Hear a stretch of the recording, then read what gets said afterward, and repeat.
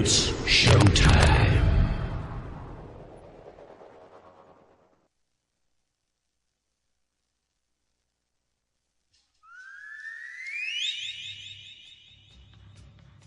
Okay, Tokyo, South America, Australia, France, Germany, UK, Africa. Here we go. Head On with Bob Kincaid. 3 hours of conversation, cussin' and a discussin' with America's only born and bred Southern liberal talk host. Head On with Bob Kincaid is brought to you each night by Coal River Mountain Watch. Coal River Mountain Watch invites you to become part of the solution, part of a sustainable future, part of the uprising against mountaintop removal. Coal River Mountain Watch, crmw.net. And now, from high in the hills of beautiful West Bicod, Virginia, here's Bob Kincaid on the Head On Radio Network. Well, howdy.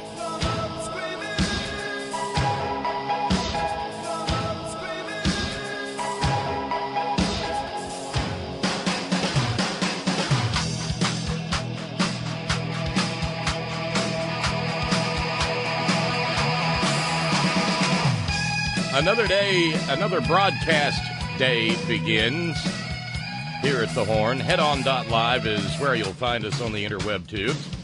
It is the 7th day of May, 2019, and it's a Tuesday, a Trumptanic Tuesday, to be precise. A beautiful day here in Appalachistan, to be sure. Temperatures got into the high 70s, not a lot of clouds. Grass is being mown and weed-eated even as we speak here at the magnificent Kincaid Mansion. From time to time, you might even hear the merry tones of the two-cycle engine bleeding through the walls of the fabulous Horn Studios. Ferg's doing the yard. Yeah. Hi, I'm Bob Kincaid, and we'll get right after the events of the day. Well, just as quick as we get the thank yous taken care of, because this program always begins with thanks. Thanks go out to Brock and to James and to Reed and to our buddy Dr. Allen. Thank you. You're all our buddies, friends, members of a community who support the community and keep it going. Thank you again to Brock and James and Reed and Alan. And they'd love to have some company on the 7th day of the month if you'd like to become a subscriber. Someday, 400 subscribers at $10 a month, and I'll never mention fundraising again. Wouldn't that be wonderful? Yes, it would, as a matter of fact. If you'd like to be a subscriber, run over to headon.live, click on the Contribute tab, and you'll be off and running. Fundraising goal for the evening is $440. And that's basically $20 short of finishing off last week, plus last night's fundraising goal, plus this evening's fundraising goal. So $440. No, that's $40 short of last week. Sorry, me ciphering bad. But that's where we stand, and it would be nice not to run the fundraising goal way too high, because that becomes a problem. Because there are bills to pay, and hey, I found out something today. As opposed to a lot of people who do this kind of thing, I'm one of the great mass of American uninsured. So a few days ago, I called in my scripts for refill.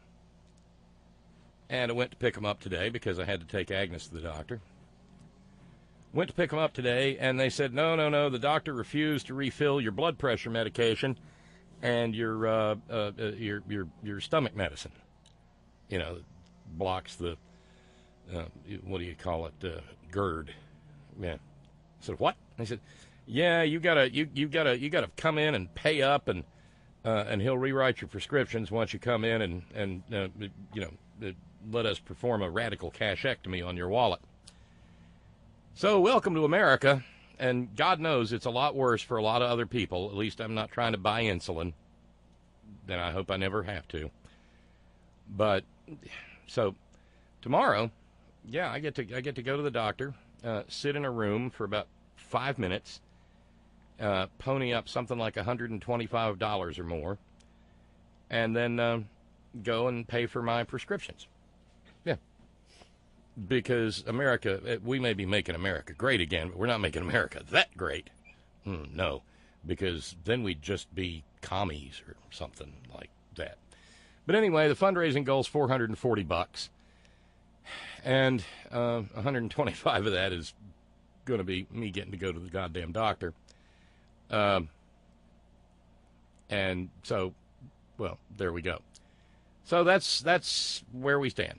10 at $44, 44 people at $10. If you want to do it through PayPal, that's awesome. Like I said, the link's right there. You can also jump in and click on the chat room tab, pick out a screen name and a password, and be immediately greeted by the likes of Jimmy from the Great Northwest and Squeaky from California.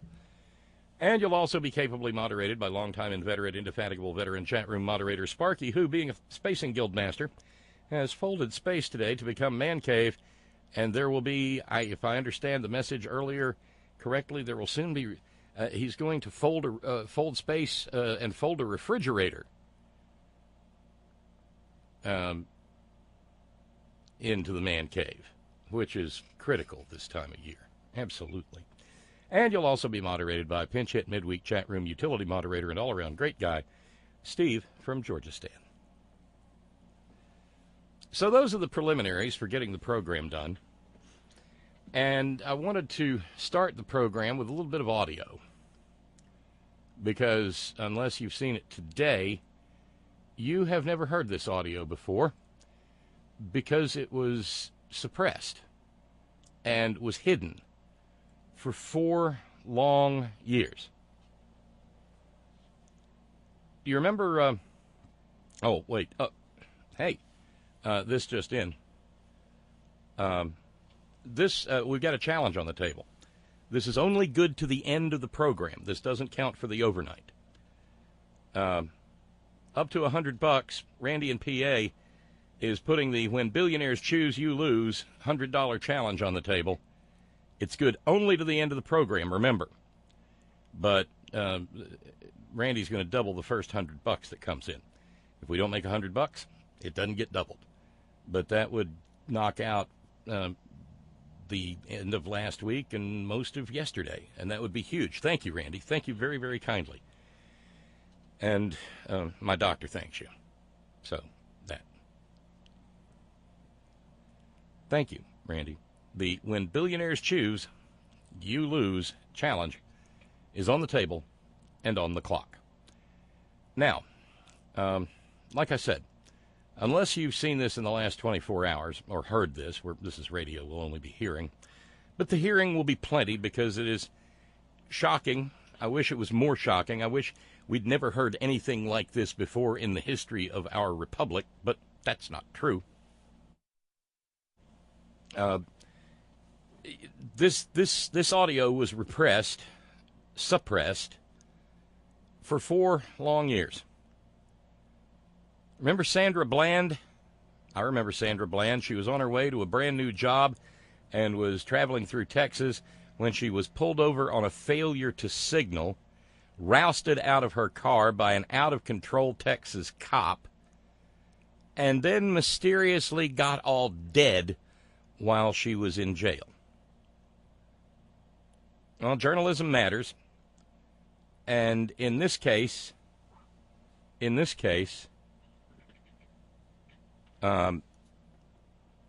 was journalists from WFAA in, I believe, Dallas, who battled law enforcement and the government of the state of Texas for something that hadn't even been acknowledged to exist. And that was cell phone video that Sandra Bland herself recorded, and which law enforcement in Texas did everything in their power to hide. I'll warn you in advance that knowing what became later of Sandra Bland, this is hard to listen to and even harder to stomach. Get out of the car now. Why am I being apprehended? You trying to give me a ticket for your failure? Get out of the car. Why am I being apprehended? You just I'm opened giving my you car lawful door. order. You just I'm opened my gonna car drag you door. out of here. So you threatening to drag me out of my own car. Get out of the car. And then you I gonna will stun light me? you up. Get out. That's when he draws, I guess it's a stun gun. It's some sort of weapon. Now remember, she's been pulled over for failure to signal. And this cop is already screaming his head off at her. And all she's doing is the thing that is the right of every American, to question why she's been accosted by law enforcement. And he's already screaming at her. She hadn't done anything to him. She hadn't done anything to, God knows, be deserving of this kind of screaming. No. But he didn't have any problem at all reaching for that stun gun and pointed it right at her head. You just opened my car door. So you threatening to drag me out of my own car. Get out of the car. And then you I gonna will stun light me? you up. Get out. Wow. Now. Wow. Get out of the Really, car. for a failure to signal. You doing all of this for a Get failure over to signal. there. Right, yeah. Yeah, let's take this to court. Let's do Go it. ahead. For a failure to signal. Yep, for a failure to signal. Get off the phone. On my school. Get off the phone. I'm not on the phone. I have a right to Put your record. This phone is my down. property. This Put is your my phone property. down. Sir? Put your phone down right now. And that's where it ends. And the last thing you see of Sandra Bland alive is the camera on her phone pointing downward, with her taking a step, and you see about half of her foot wearing a sandal, and you see her painted toenails. And that's the last we see of Sandra Bland alive. Pretty clear who the aggressor was, isn't it? Pretty clear who was in the wrong, isn't it?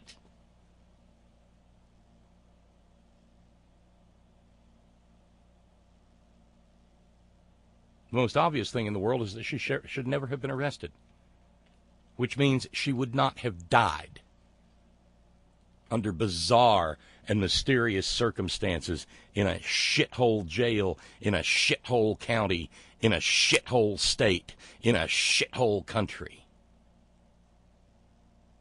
But she did.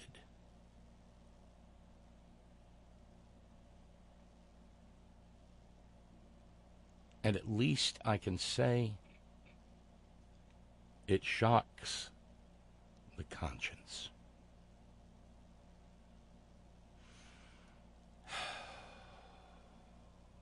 And of course, some eager attorney for the state was more than happy to claim that this video, I'm sure, was irrelevant because it didn't have anything to do with her dying in that mysterious shithole jail. But die she did.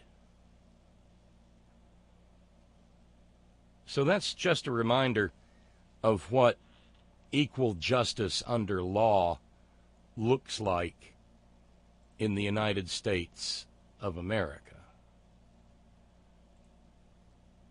That's equal justice under law in the United States of America, where the President of the United States can flaunt those self-same laws and face no repercussions whatsoever. None. Zero. For anyone who would be interested, because we opened the program yesterday evening talking about Steve Mnuchin's, his decision to, to put himself at grave legal risk, at least theoretically, for Donald Trump because of something that Donald Trump has over him.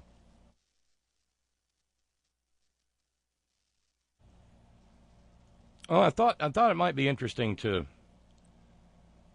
look at the background of that, especially in light of the fact that Sandra Bland died for merely questioning why she was being accosted. On the other hand, these lawless thugs, clothed among other things in their white privilege, get away with things that we can't even dream of.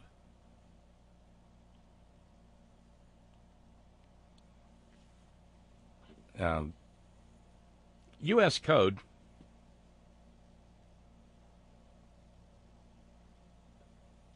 it is Section 6103 of the tax code.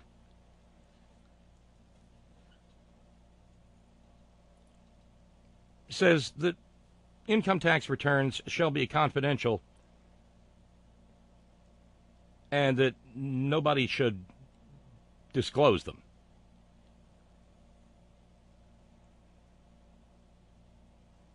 On the other hand, there's always an exception.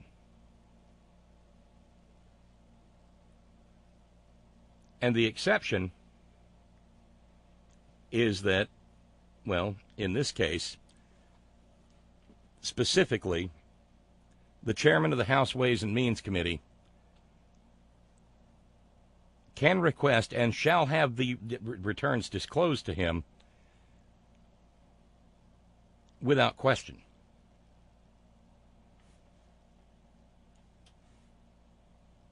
Yeah.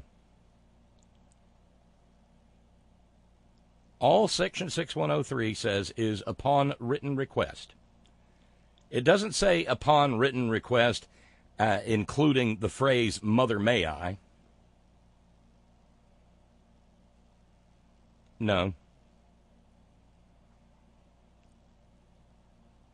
And by the way, it also points out that anyone who does not do their duty under this statute shall be removed from office. And that upon failing to do their duty, any officer or employee of the United States acting in connection with any revenue law of the United States who, with intent to defeat the application of any provision of this title, fails to perform any of the duties of his office or employment, shall be dismissed from office, that's a shall, or discharged from employment, and upon conviction thereof shall be fined not more than $10,000. Remember, this is a 1924 statute. $10,000 was a bunch of money. Or imprisoned not more than 5 years or both.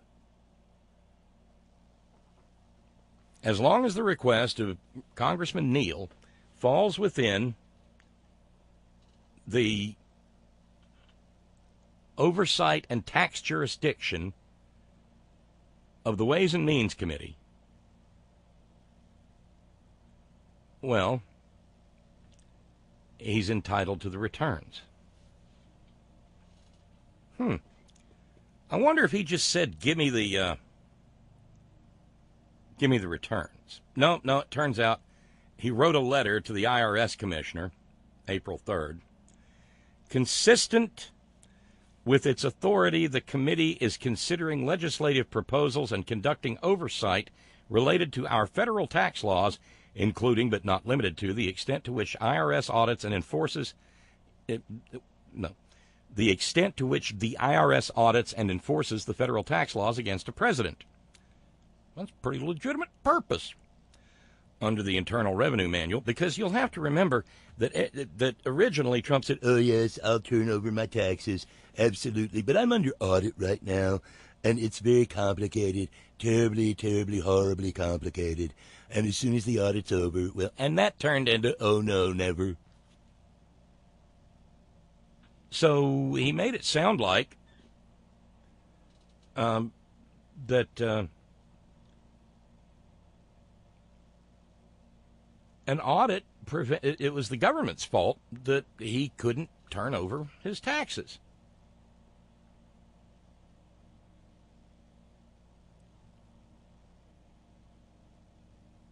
the extent to which the IRS audits and enforces federal tax laws against a president.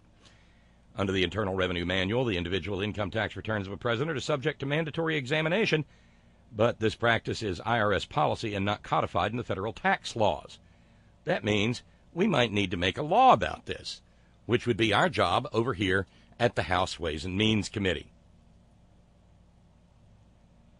It is necessary for the committee to determine the scope of any such examination and whether it includes a review of underlying business activities required to be reported on the individual income tax return. That's what you used to call a slam dunk. And so they requested Julius Geezer's tax returns.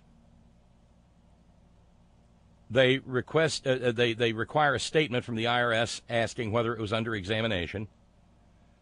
They want the IRS files, work papers, affidavits for each federal individual income tax return requested.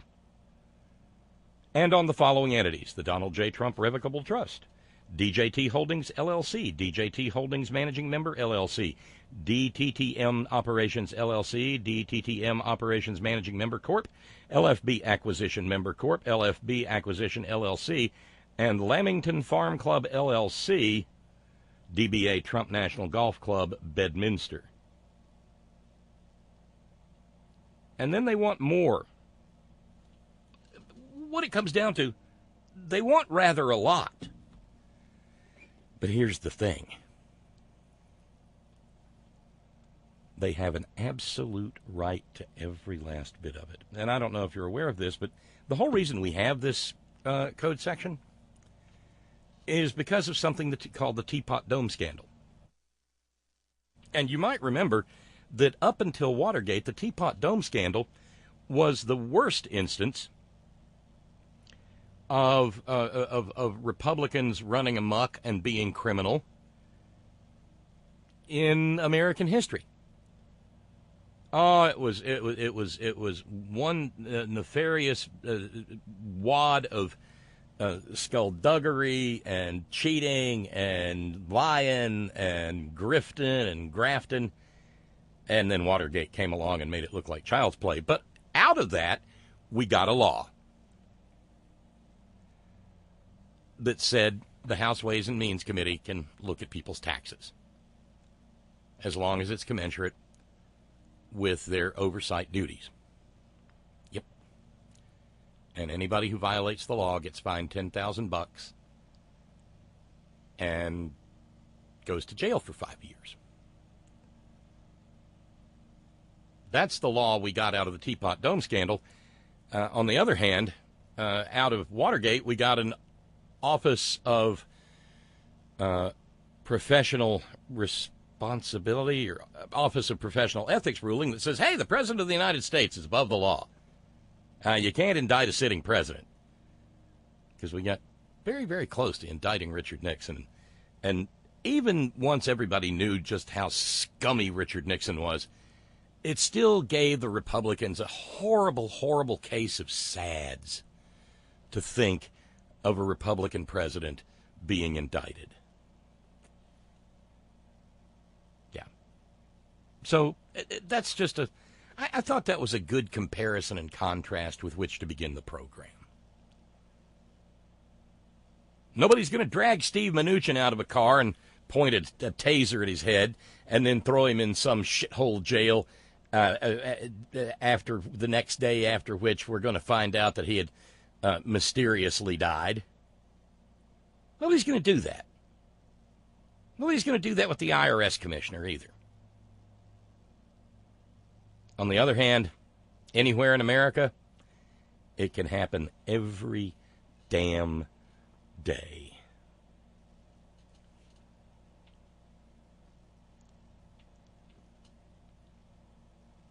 Further contrast, Ron in Raleigh writes, subject line, no racism. Yesterday on Sam Cedars' show, they played a clip of Dennis Prager proclaiming that the only racism in America was racism against white men. Where the hell do people like Prager and Jesse Lee find the nerve to say shit like this? Really, Ron? You don't know? Because I do. They find it every month down at the bottom of it used to be a sheet of paper, down at the bottom of a sheet of paper where it says, balance forward. And as long as the numbers there are black, well, that's where they find the nerve to say it. Because it pays. It's good for business. Sure.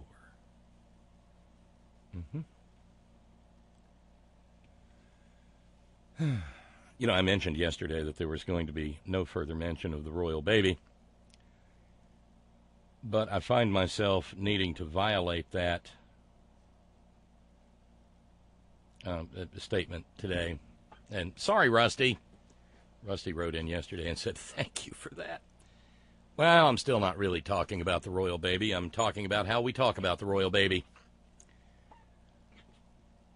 You know, the child of that welfare recipient in England who lives in public housing, you know, Harry. And the woman that he married, whose skin is a shade or two darker than a grocery store paper bag. Yeah, they had a baby. So what did CNN put up? Yeah, of course they did. They couldn't resist. It's a picture of Harry and Meghan riding in their royal wedding carriage at the expense of the people of the United Kingdom. Again, subsidized welfare transportation. Sure. And the headline, how black will the royal baby be?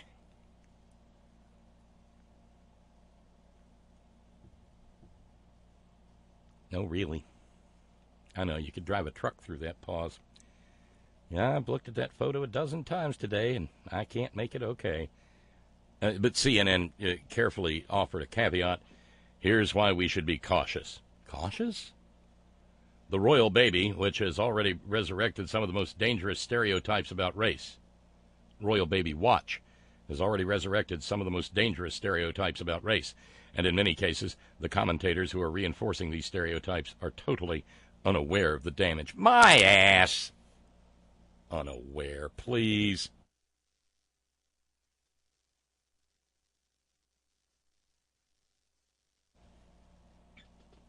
So what's the scale? I mean, how black can the royal baby be? He's going to have one dark-skinned grandparent. That would make him, I think, J. Edgar Hoover black, wouldn't it? But then again, there's that old one-drop rule. And so, given the fact that the royal baby will be seventh in line to the throne,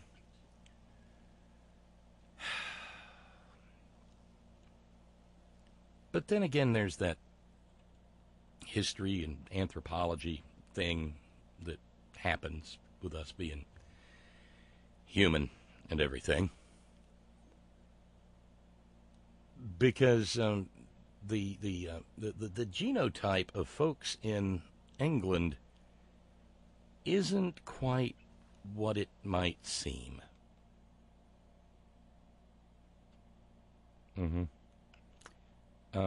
There was a lot of genetic intermixing back before the European colonialists invented the idea of race. We know, for instance, and one of my favorite people over on the BBC to watch is Mary Beard. She took unmitigated amounts of hell for pointing out that there were shades of skin tone from all over the Roman Empire, all over Roman Britain. People with actual records. People from North Africa. Of course, there was a North African emperor, and we've got busts of him and his kid And it's not like they were that mysterious lost tribe of white folks from North Africa. No. Dark-skinned people.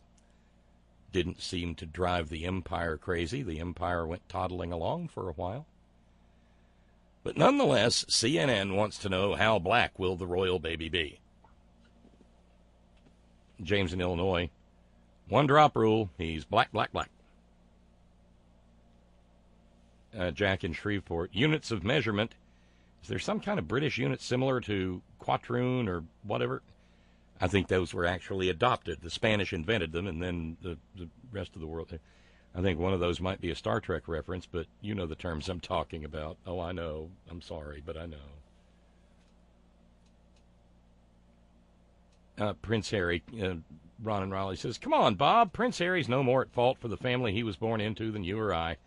At least he made a choice to serve in the military and marry a woman many people thought he shouldn't have. I don't love the royals, nor do I hate them. I think that's a fair statement. They're just not somebody I think about much, despite the fact that there's any number of TV programs still about them. Yeah, a little pop culture reference here. Just on a lark, because it's been advertised. I watched the first Agnes and I watched the first episode of The Spanish Princess.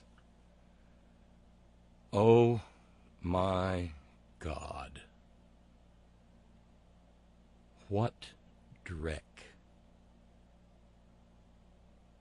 And it's not lost that there's a young man who's referred to, and of course they cast him as a pale, sort of freckly, red-headed fellow named Prince Harry. He would go on to be Henry VIII.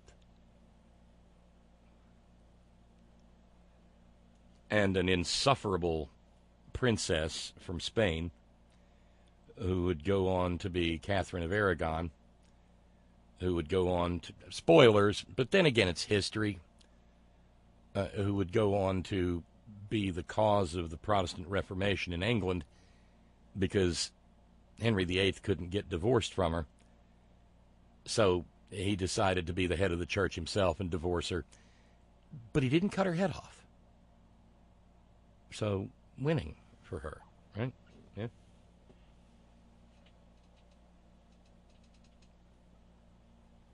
Yeah. Picking up on a previous email, Randy in PA says, well, the royal baby's black, black, black, as blessed by white Swedish Jesus. Yes, white Swedish Jesus, crucified on a cross from IKEA. You know it. Mm-hmm.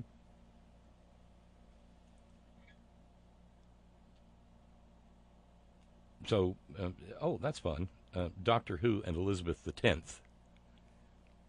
That's funny, Elizabeth X. Basically, I rule, yeah.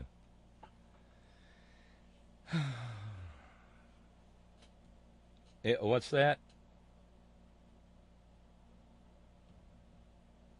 Monique says, my uncle told me today white people always scared of us black people. Meanwhile, the enemy is within. He meant white people are destroying this country with their fear and hate, even themselves with the opioids. What's Trump done to even address that but talk? Those are people in his base. But then again, people fought a civil war over slavery when they didn't even own slaves, so there's that. Of course, a stupid question, but why do Caucasians risk skin cancer to get darker, Bob? I don't know. It was once said to be a healthy glow. It's never something I tried to do because, well, if I get out under the sun, or the refrigerator light bulb for that matter, I burn and I blister, and it hurts a lot, and I peel, and I itch, and I'm just as pink as I started out before. So, no, I don't think it qualifies as jealousy on my part, Monique, but then again, I'm not. At one point in time, women would use before, like, big-time commercial tanning oils and so forth. And I'll bet some women in this audience may even remember this. They would use a mixture of baby oil and iodine. Mm-hmm. I don't know why I remember. Well, I do know why I remember that, because I had a sister who did that. I had sisters who did that. in Alabama.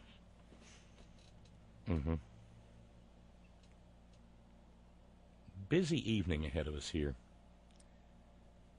But while we're talking about the inequities of the criminal justice system, a report out of a prison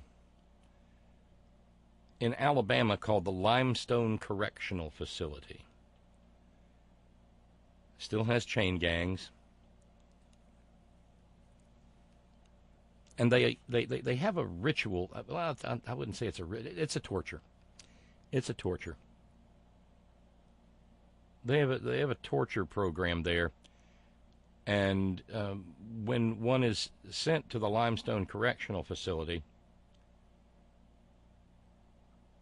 even though the prisoners have gone through what's called entrance procedures, body cavity searches, metal detectors, drug dogs, but there's a guy named Captain Patrick Robinson at the Limestone Correctional Facility who came up with something, and I'm sure he's terribly proud of himself, called bucket detail.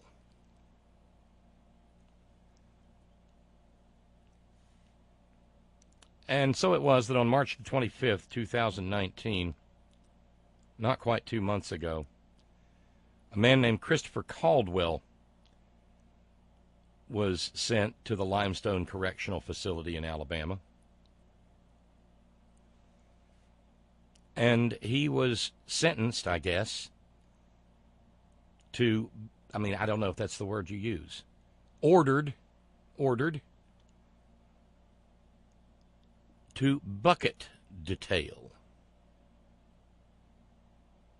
You remember when America was shocked, I tell you, shocked to find out that people who were prison guards in real life back here in Murkkka and were sent as military police to be prison guards at Abu Ghraib outside Baghdad in Iraq during our filthy little war, our filthy illegal war for which no one has ever been held accountable against the innocent people of Iraq, and in which 1 million innocent non-combatant Iraqi civilians died. Remember when we sent those people, right? And you remember the piles of human flesh and the horror stories, and a woman named Lindy England who became the poster child, and men with dog leashes around their necks who were forced to perform things that were culturally not just taboo, but horrifying. Remember all that?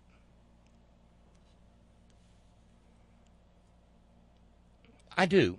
And I remember saying at the time that given the way that our prison system itself works here, that it's no surprise that we would do that to people in Iraq, because we impose similar indignities and brutalities upon people here. And that brings us back to Christopher Caldwell, March the 25th, 2019, in which reports indicate that he was rendered almost immobile because he had been ordered into the bucket detail. They taped up his pants legs. They shackled his belly, his feet, and his hands. They shackled his handcuffs to his belly so that he couldn't move his hands above his waist. And then they fixed him onto a bucket. And they told him that his processing would not be complete until he had defecated in the bucket 5 times. I'm sorry, 6.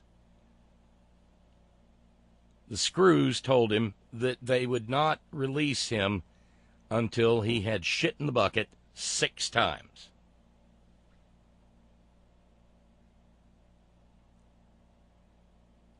He spent 5 days atop the bucket.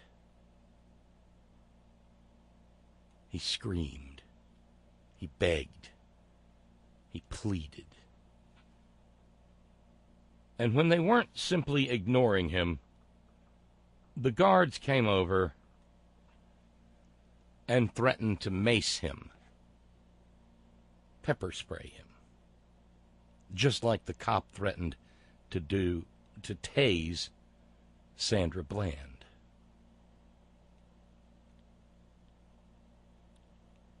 People in those circumstances eat like a dog. They have to stick their face into their food. If they want to even try to sleep, they have to roll off the bucket, which then means that they get the contents of the bucket all over them.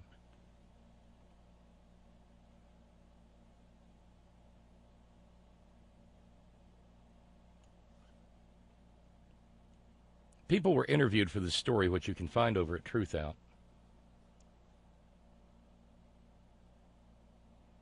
And many of the people who were interviewed have to be referred to by a pseudonym, because if word gets out that people are talking about what's going on inside the Limestone Correctional Facility,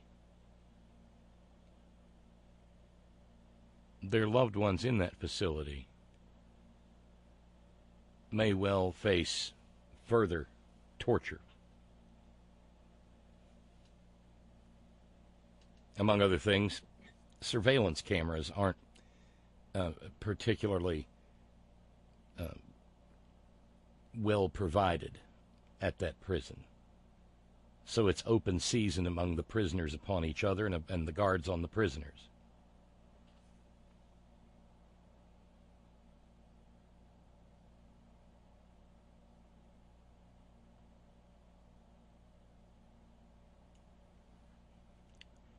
The mother explained, lockup is so crowded that ADOC, the Alabama Department of Corrections, started putting men in closets with the bucket for several days.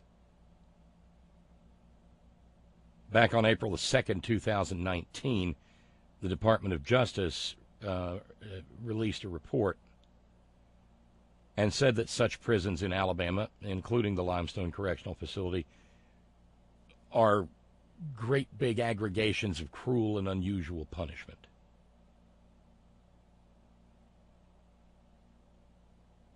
And that the Alabama Department of Corrections doesn't have much interest in protecting prisoners from prisoner-on-prisoner violence, prisoner-on-prisoner sexual abuse, and God knows whatever the guards decide to do to them.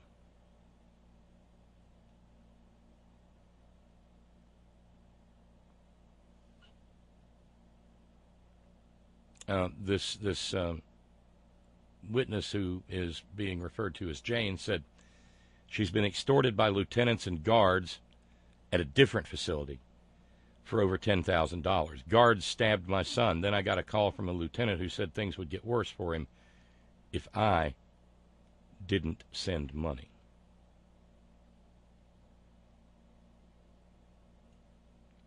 Another mother was molested by a female guard on one of the visits.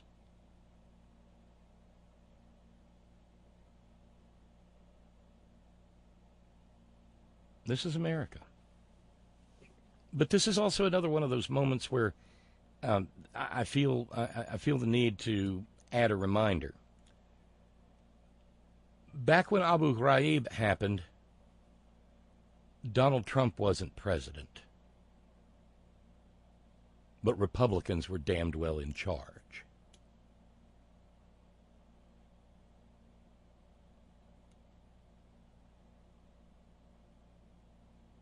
This kind of shit happens in prisons all across the country, regardless of whether a Democrat is in the White House or not.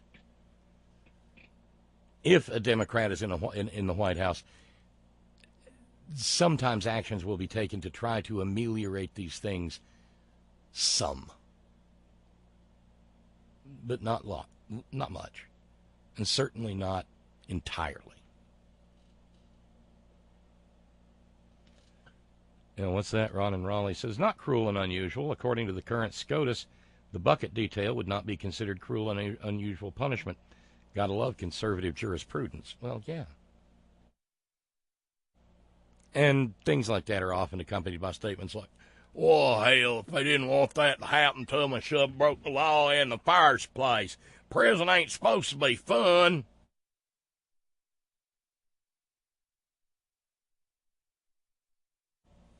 Which in turn sort of blows past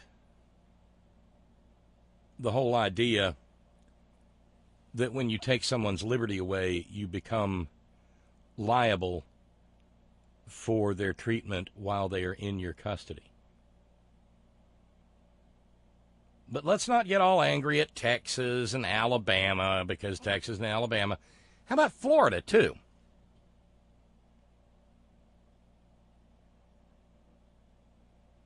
From the Miami Herald. A jailed and pregnant mentally ill woman, and that phrase alone is enough to make a civilized person shriek.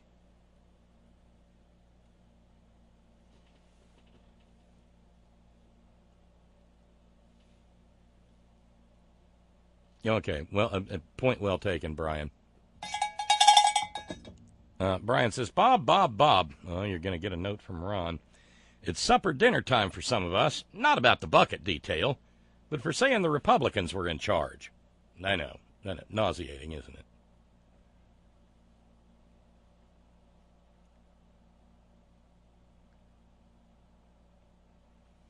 it? Meanwhile, let's see. Hillary, Elbert in Rhode Island says, Hillary gave a speech to the executive board of Goldman Sachs during the 2016 campaign. She did not give the media a transcript of her speech. Trump went totally crazy about the fact that she did not do it. Well, so did the Bernie people. During his campaign, Trump promised to drain the swamp in D.C. He was talking about how Wall Street financial people control Congress. After he was elected, Trump picked Steve Mnuchin to be his Treasury Secretary. Trump never revealed that Mnuchin heard Hillary's speech. How about that? I remember talking about it back in 2016. I said the smart thing to do would be to release the tape, release the transcript, own the issue instead of constantly being in response to it, and let the world hear that she did what you do when you go and you give a speech to these Wall Street types.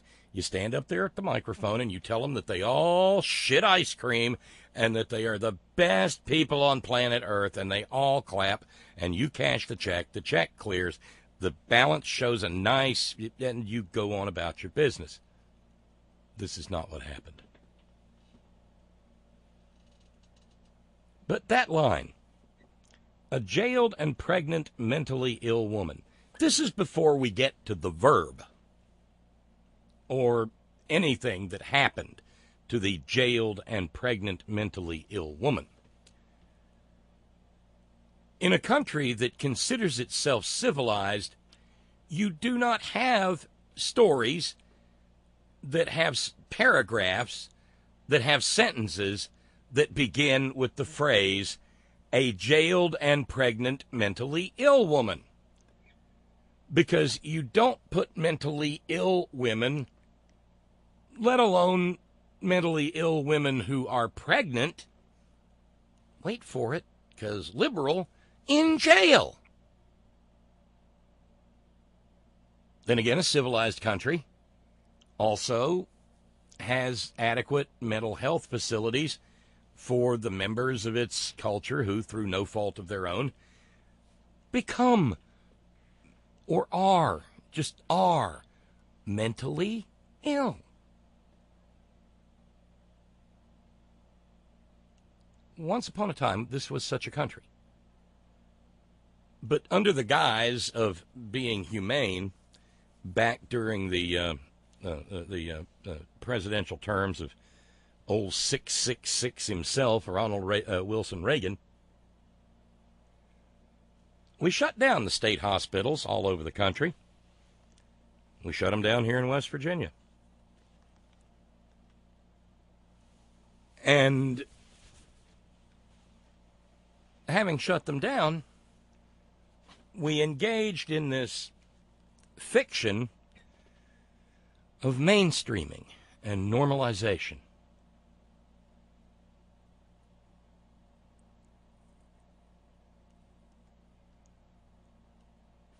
In other words, telling America's mentally ill population to pull themselves up by their own bootstraps and quit being so gosh darn crazy and engage in some goddamned American exceptionalism and what's wrong with you.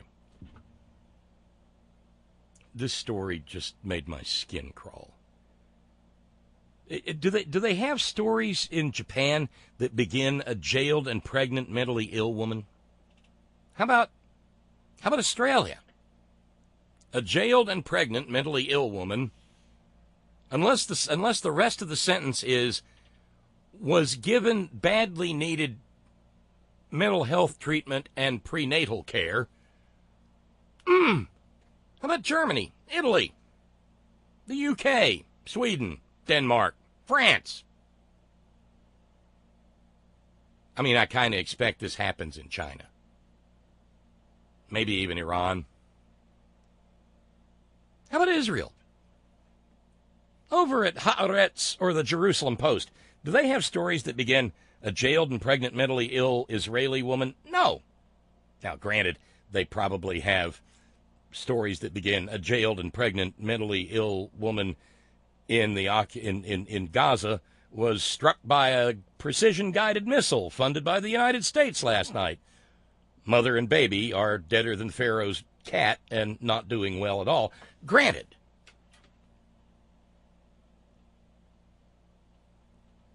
But in countries that call themselves civilized, you don't have stories like this. No, you have to be in the greatest country in the history of the world on earth now, today, forever, in the universe, under God, to get a sentence that says a jailed and pregnant mentally ill woman was forced to deliver her child alone in an isolation cell last month as corrections officers ignored her cries for help, Broward County's public defender charged on Friday. In a letter to Broward Sheriff Gregory Toney, public defender Howard Finkelstein wrote that North Broward Bureau jail inmate Tammy Jackson began complaining to staffers of contractions at 3:16 a.m. on April 10th. By 10 a.m., he said she was lying in her cell by herself, holding her newborn daughter. She was forced to deliver her baby alone, Finkelstein wrote in a 2-page letter that also demanded a review of detention policies. Meanwhile, the jail, on the other hand, said in an email, a WellPath medical team, including a physician and 2 nurses, attended to the mother and child. Child Protective Investigation Section was notified and the baby was placed with an appropriate caregiver. Well, now, how's about that? That's a roundabout way of saying, yeah, we let her deliver the baby herself because we frankly didn't give a flying fuck.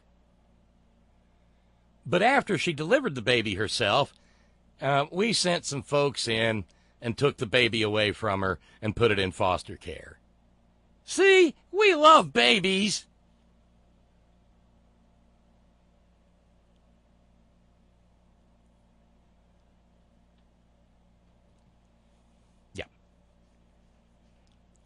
She was at full term, near to giving birth, when she was booked on March 27th.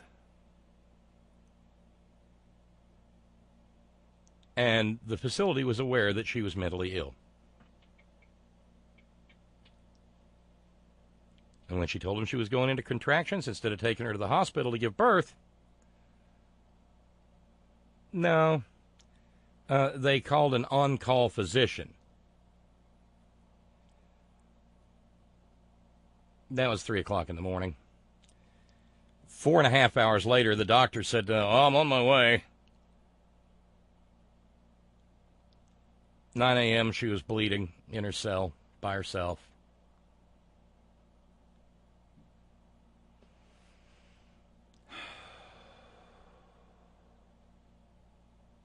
I guess she's lucky that nobody came and tased her.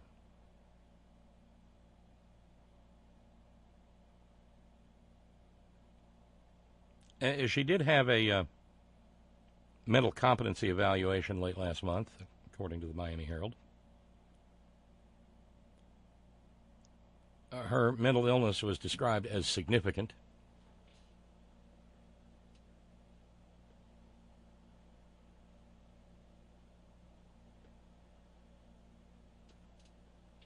And after that, well,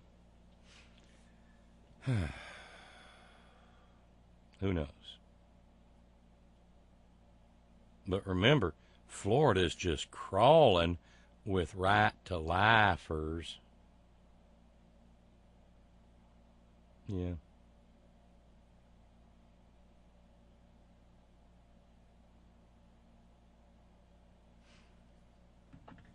Jesus. Ron in Raleigh says, speaking of prison, after the citizens of Florida voted in droves to allow ex-felons to get their voting rights back, the Republican swine in the Florida legislature have decided that having large numbers of freed Negroes voting was beyond the pale. So they're working on a new fashion poll tax.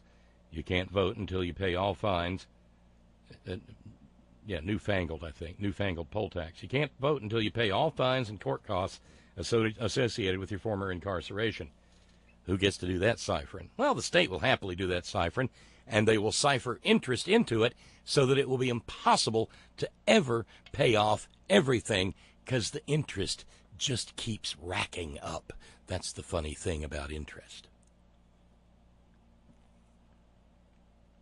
Mm-hmm.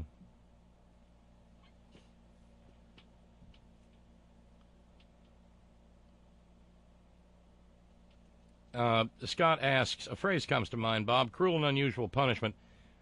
Are there no People's Advocate legal eagles in Alabama to come to the aid of these poor souls? No, supposedly yes, but mostly no, because Public Defender Services is kept on something approaching life support, so that it can't get all uppity and start asking questions. Because remember, prison ain't supposed to be fun. I never knew of those good, God-fearing, upstanding, Bible-believing, Christ-centered evangelicals thinking that same-sex rape was okay, but apparently it is, because prison's not supposed to be fun.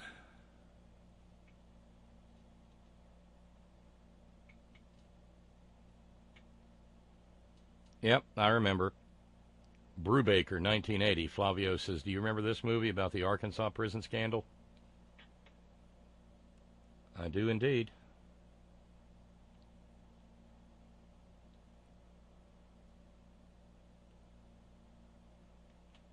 Yeah, something like that. Randy pointing out, what's that I heard? The U.S. has 5% of the world's population, but 25% of the world's prisoners? Well, us Americans are just real bad people, you got to understand. We're just bad people. We break the law all the damn time.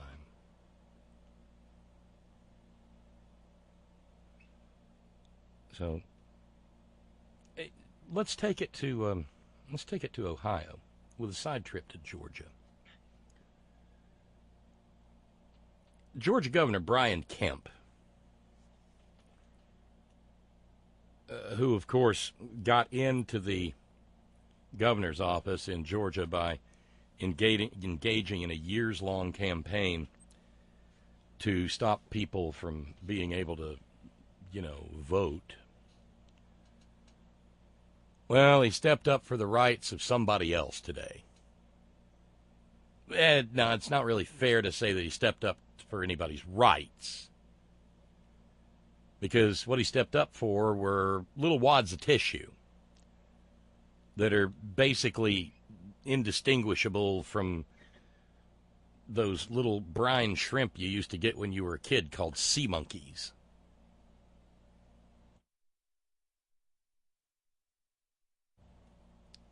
In what they hope will be the death blow to Roe versus Wade, Georgia joined a number of other states today in passing a fetal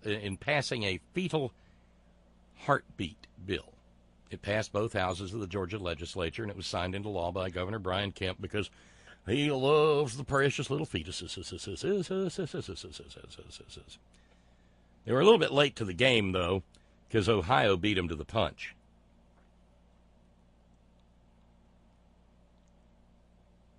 Now, if you hear this story, and God knows why would you be listening to White Wing News, but if you should happen to run across this story over at Fox News TV Radio Rwanda, or at, say, One America News Now. What is One America News Now, you might ask? One America News Now is a news network for people who think that Fox is too full of commie pinko sissy liberals. But you may hear this story, but you won't hear all of this. You won't hear the rest of the story.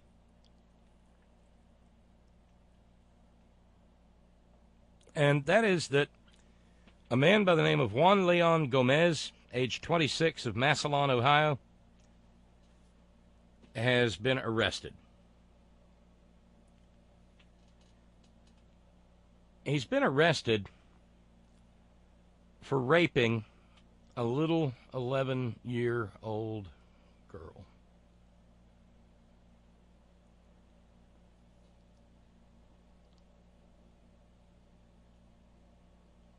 The little girl's parents,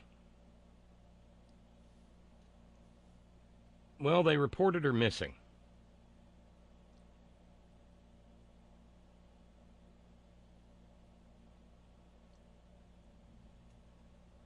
And eventually, the investigation led to the place where Juan Leon Gomez was living, where his roommate let police search the home. The cops went upstairs and found the little 11-year-old girl in a closet, a bedroom closet.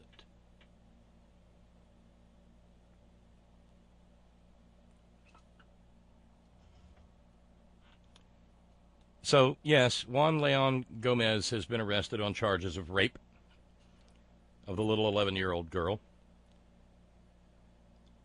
He's also been charged with contributing to the unruliness or delinquency of a child. And, wait for it, obstructing official business. That's the Ohio State version of obstructing justice.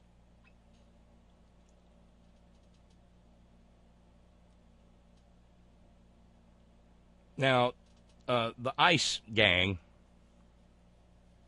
has put a hold on Juan Leon Gomez. And so to the extent that you hear this story at all over in the right-wing swamp, cesspit, what you'll hear is that another one of them illegals has done raped one of our poor little American girls. As horrifying as it is, that is not the story. Because while there is in unspeakable agony and trauma and harm that attends any rape,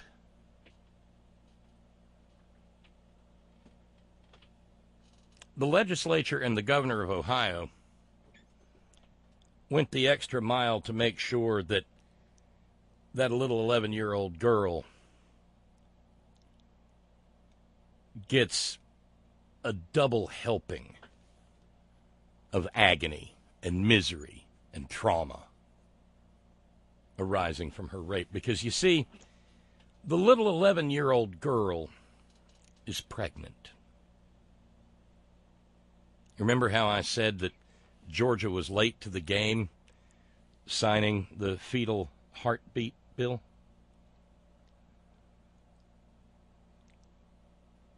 Well, in Ohio, they call it the Human Rights Protection Act. And it extends a ban on women's reproductive care all the way down to the 5 or 6 week mark. So given the fact that they now know that this little 11-year-old girl is pregnant, she is also too far along for her to be able to have anyone acting on her behalf. She's too young as an 11-year-old to make the choice for herself because Murkkka. She's too far along for anybody to be able to argue that she should be able to terminate a rape pregnancy because of Ohio's brutal, vicious law against women.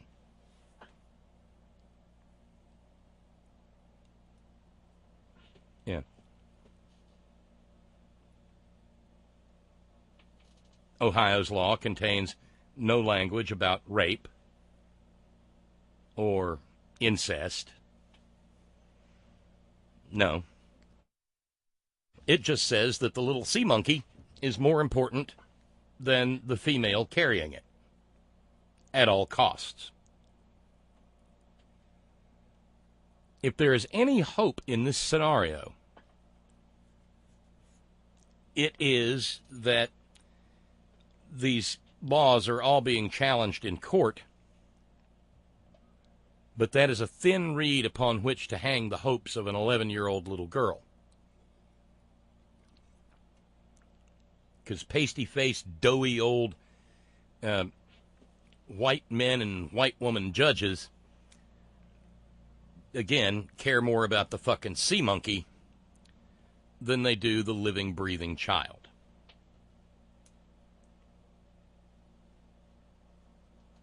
So there's every chance in the world that this 11-year-old will be forced to carry a pregnancy to term.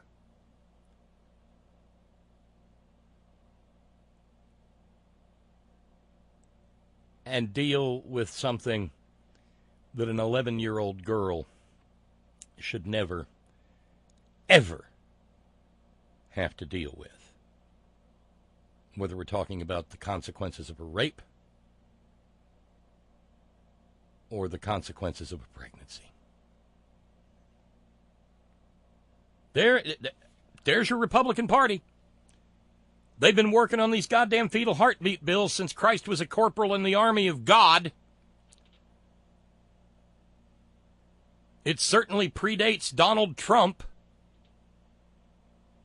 And while I understand the need, the desperate need, for us to rid ourselves of him legally, peacefully, and constitutionally,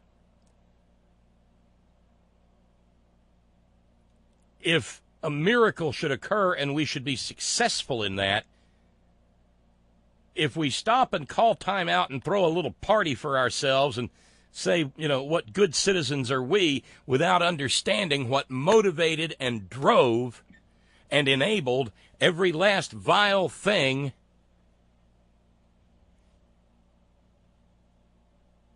that this regime has done, then we only guarantee that we've maybe given ourselves a moment's reprieve.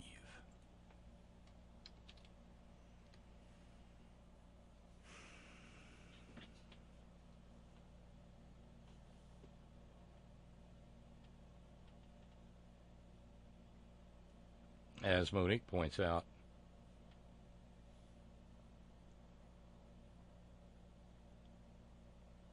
these sick bastards get sexually aroused by this. Ugh, that includes Trump, his minions, and cult fans.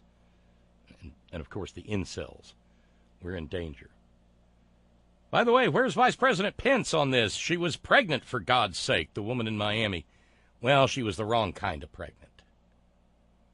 She wasn't pregnant and willing to give to Republican causes. Monique says, where are all the GOP right-to-lifers, huh? Love the fetus, hate the child.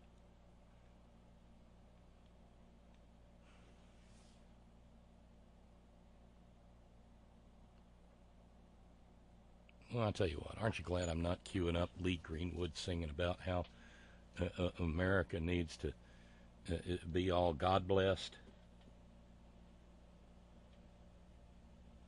If tomorrow all I ever had was a fetus in my life.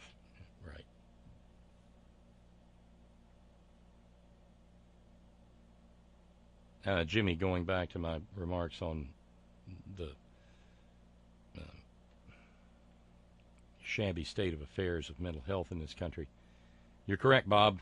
POTUS 666 was the cause of the bag ladies, people eating dog food, and homelessness. Well, why don't they just ask for a loan from their parents?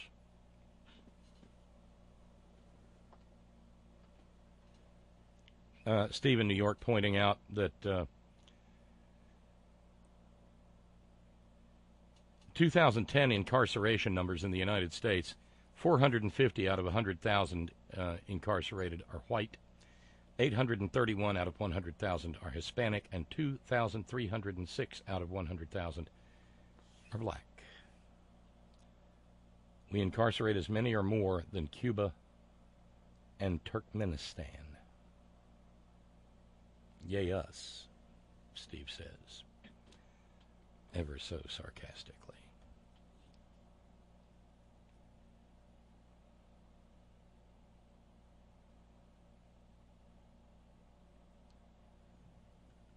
And then, there's the breaking news that happened just before airtime.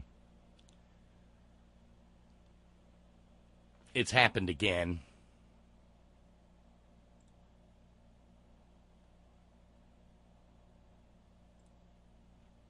Multiple victims in shooting at a Colorado school. Ironically, not far from Columbine. Undersheriff of Douglas County, Colorado, Holly Nicholson Cluth, says 8 people are confirmed to have been injured. There are, mercifully, no confirmed deaths. The whole thing happened just a little bit before 2 o'clock this afternoon, Mountain Time, at Science, Technology, Engineering, and Math School Highlands Ranch in Highlands Ranch, Colorado, a suburb of Denver. 17-year-old high school junior, the son of Fernando Montoya, was shot 3 times. Speaking to KMGH-TV, Montoya said, a guy pulled a pistol, I'm not sure, out of a guitar case and started to shoot.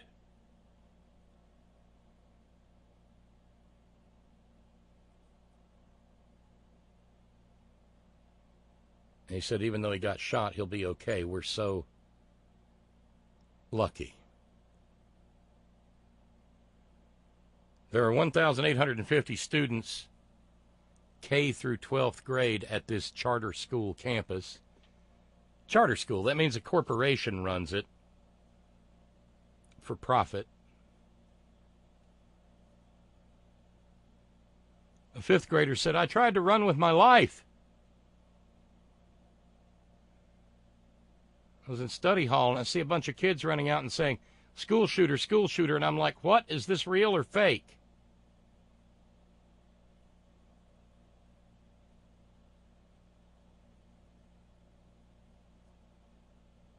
Christian's mom said she got a text from a friend who said, guns, shooting, oh my God, that's how I knew.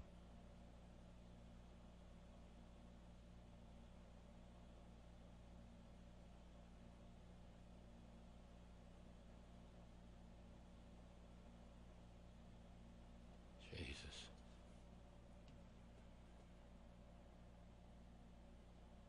It is said they don't think there are any additional suspects than the one shooter.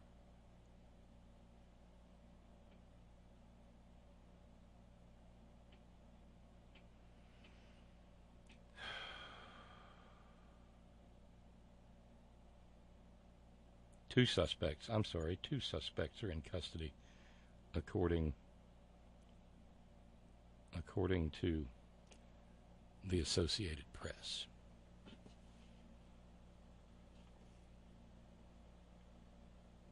And so we're talking about it. I'm horrifyingly at a loss to what to say about it, except to say one thing. Nothing's going to change. As long as Mitch McConnell is in the Senate of the United States, as long as Republicans control the Senate of the United States, as long as Donald Trump is president of the United States, this is going to continue to happen. Because they love the money they get from the National Ruble Association more than they love our children. And the pasty-faced, doughy gun goobers love their guns more than they love the children of this nation. It ain't complicated. It's not a mystery. It is truly that simple.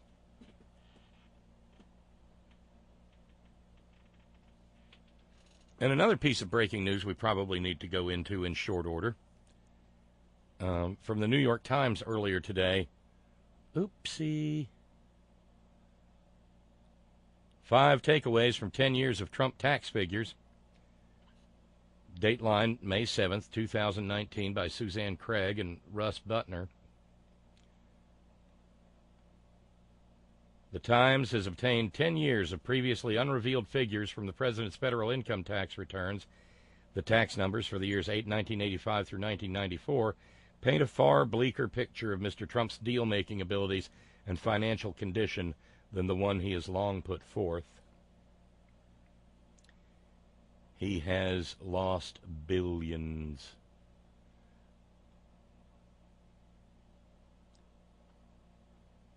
During a tumultuous decade of fevered acquisitions and spectacular collapse, Mr. Trump's core businesses, largely casinos, hotels, and retail space in apartment buildings, ran up $1.17 billion in losses.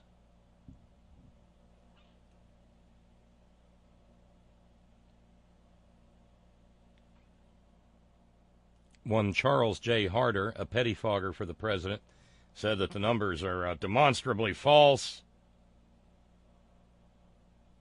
The paper's statements about the president's tax returns and business from 30 years ago are highly inaccurate. IRS transcripts, particularly before the days of electronic filing, are notoriously inaccurate and would not be able to provide a reasonable picture of any taxpayer's return.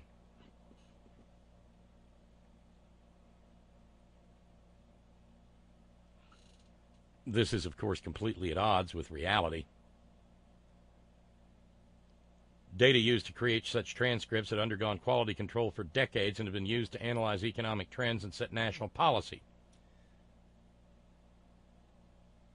That, according to Mark J. Mazur, director of the nonpartisan Urban Brookings Tax Policy Center in Washington.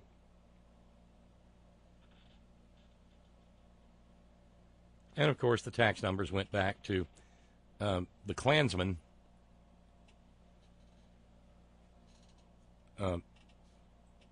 Not the title character for D.W. Griffith's Birth of a Nation. I'm talking, of course, about Donald J. Trump's pappy, Fred Trump.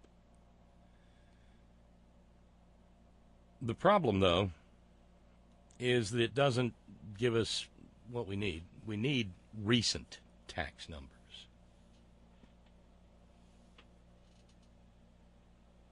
Several takeaways, though, from that story. According to the New York Times, 1, Trump was deep in the red even as he peddled a deal-making advice book, Trump, Art of the Deal.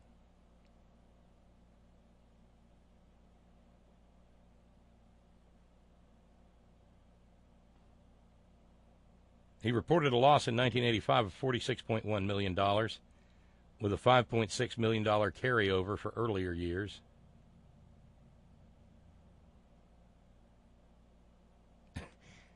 In multiple years, he appears to have lost more money than nearly any other individual taxpayer. This guy's a fuck-up. Paid no federal income tax for 8 of the 10 years. Made millions posing as a corporate raider until investors realized he never followed through.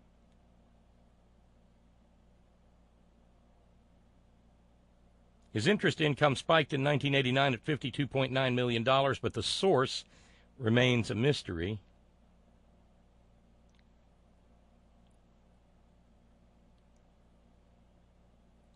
Public findings from New Jersey casino regulators at the time show no evidence that he owned anything capable of generating that much interest, nor is there any such evidence in a 1990 report on his financial condition prepared by accountants he hired at his banker's request. And by 1992, he was reporting income only at $3.6 million. Again, what was that line from the hedge fund billionaire the other day? I'm a billionaire. Donald Trump is a clown living on credit.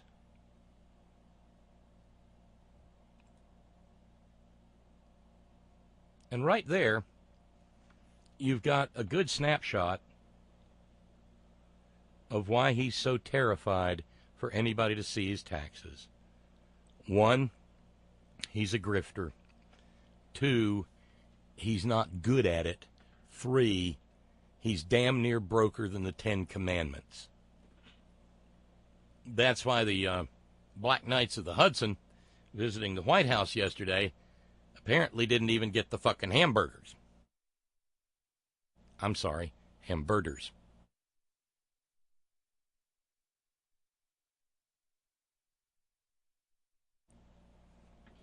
So we're almost at the halfway point of the program. Thank you to Charlene for jumping in on Randy's When Billionaires Choose, You Lose challenge. And thanks to our buddy Robert in Australia. Robert met the challenge in his own right with a note. Welcome to Medicare Australia. Don't I wish? Don't I wish? But remember, the greatest country in the history of the world on earth now, today, forever, in the universe under God, well, we can't do anything as complicated as Medicare for all, because what would the hedge fund billionaires say?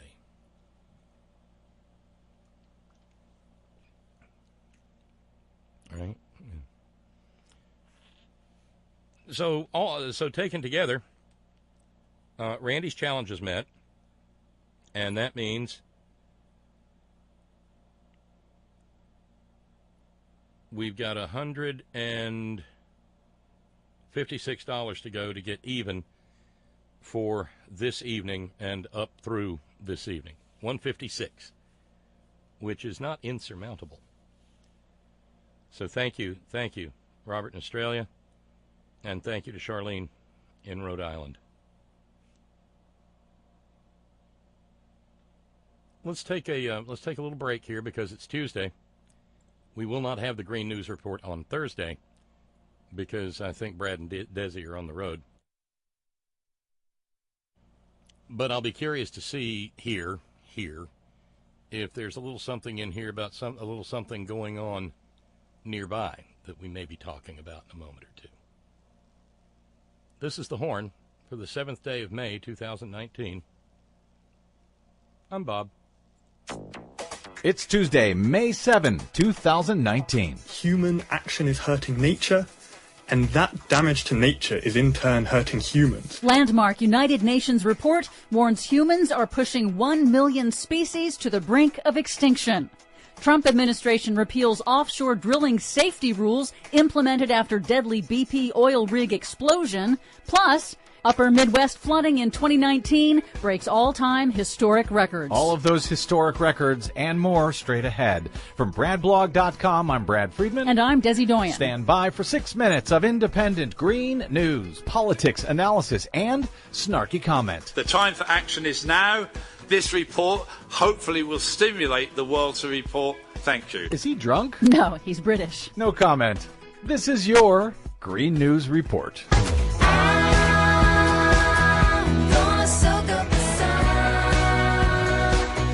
Okay, Desi Doyen, I'm shocked at how little coverage this is getting, but the upper Midwest has been flooded for weeks and weeks and weeks. Yes, this week the Mississippi River broke all-time historic flood records in parts of Illinois and Iowa. The river has been in flood stage for more than 42 days, and that has never before occurred since record-keeping began about 150 years ago. Meanwhile, the Trump Interior Department late last week repealed safety rules governing offshore drilling that were put in place by the Obama administration after the explosion of BP's Deepwater Horizon rig in 2010. Who needs safety rules? That explosion killed 11 men and triggered the largest offshore oil spill in U.S. history. It killed more than 1 million seabirds, fish, and hundreds of marine animals. But the weaker safety rules will save the industry $1 billion over the next 10 years. So there's that. Incredible. Also, this week on Monday, the Trump administration lifted endangered species protections from an endangered beetle in Oklahoma at the request of the oil and gas industry. Naturally. To enable the industry to build pipelines more quickly. It's the latest endangered American species to lose protections under the Trump administration. And it's all the more remarkable that Trump's latest attack on endangered species was announced on the same day that the United Nations published a landmark report warning that humans are altering the course of the natural world. We are accelerating the extinction of plants, insects, and animals at rates unprecedented in human history. In the most comprehensive study of life on the planet ever conducted, scientists with the United Nations Intergovernmental Panel on Biodiversity and Ecosystem Services has concluded that up to 1 million of the planet's species are on track to go extinct, many within just decades because of humans' insatiable consumption. The researchers blame human activities, farming, logging, poaching, fishing, mining, building, and more, including the resulting air and water pollution and, of course, man-made climate change. They say humans have altered about 75% of the planet's lands and 2/3 of its oceans. Land degradation has reduced the productivity of global land surfaces. 1/3 of the world's fish stocks are overfished.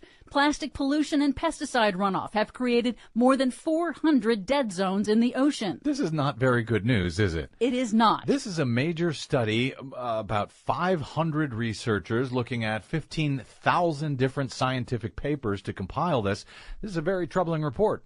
The international team of scientists also warns that these losses are threatening nature's ability to provide humans with clean air, water, and good soil, posing grave consequences because hurting nature is hurting humans and the ecosystem services that we rely on, our life support system, and our ability to feed ourselves, says UN Biodiversity Chief Sir Robert Watson. Nature helps to protect us against climate change, pollution, flood control, invasive alien species, etc. So as we convert our native forests and grasslands, we're not only losing species, but we're losing regulating services, we're degrading our land, and in the long term, we're threatening human well-being. We're threatening food security, water security, energy security.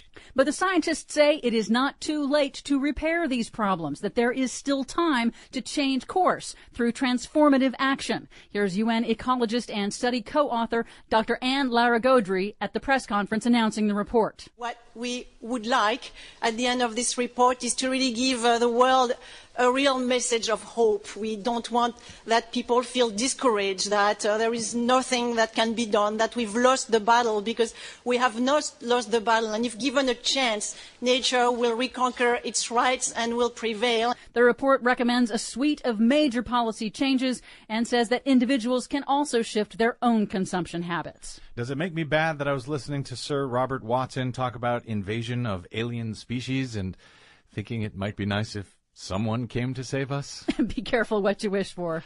But nobody's coming to save us. We're going to have to save ourselves. For much more on that report and all of the other stories we couldn't get to today, please check out our website at greennews.bradblog.com.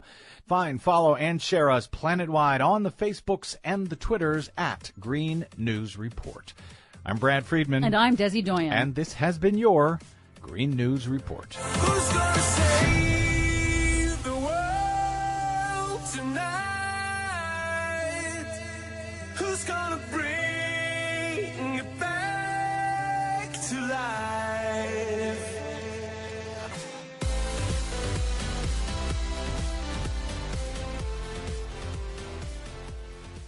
We are at the halfway mark of the program this evening, and thanks to Randy's challenge and the responses to it, only $156 to go to finish the evening, which means we're actually inside tonight's fundraising goal.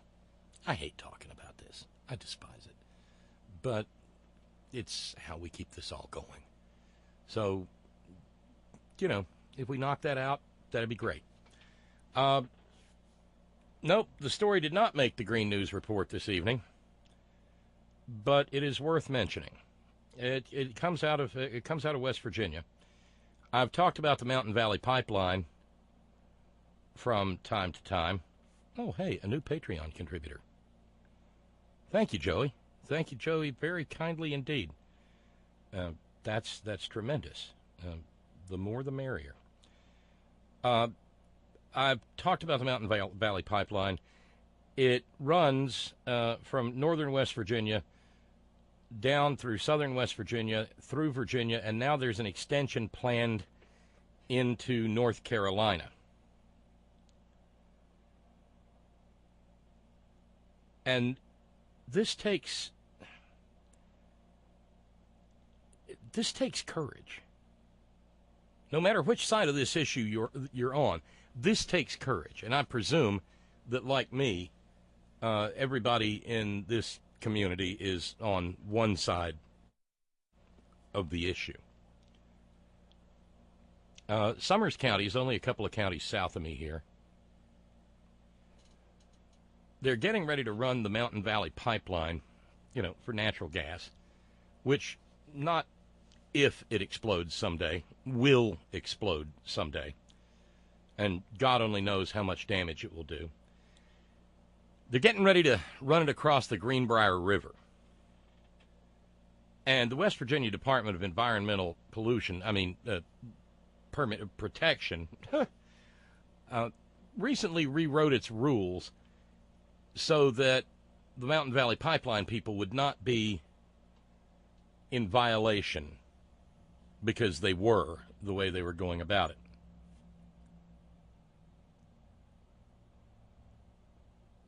And so a little while back, an individual chained themselves in an act of civil disobedience to, I believe, a bulldozer. Well, the cops came along with the bolt cutters, and they cut the bolts off, and they took the protester away and charged him with terrorism. No shit, terrorism. Because the opposition to this filthy damn pipeline, which has been underreported and undercovered, is significant because of the harm that it represents to everywhere this stinking thing passes.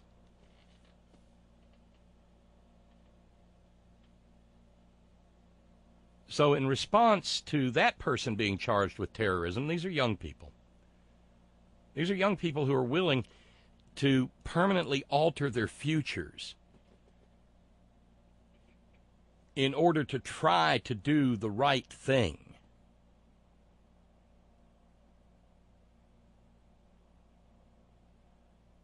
And so after that person was charged, another individual got inside a piece of pipe that they were getting ready to bury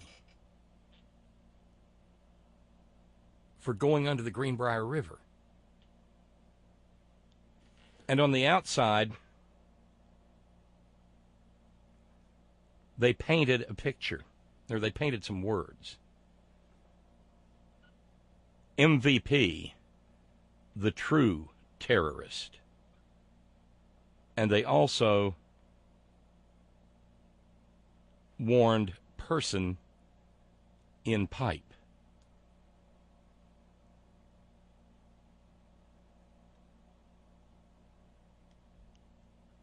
And that individual has since been arrested near Pence, ironically, Pence Springs, West Virginia. The hashtag no MVP, no pipelines.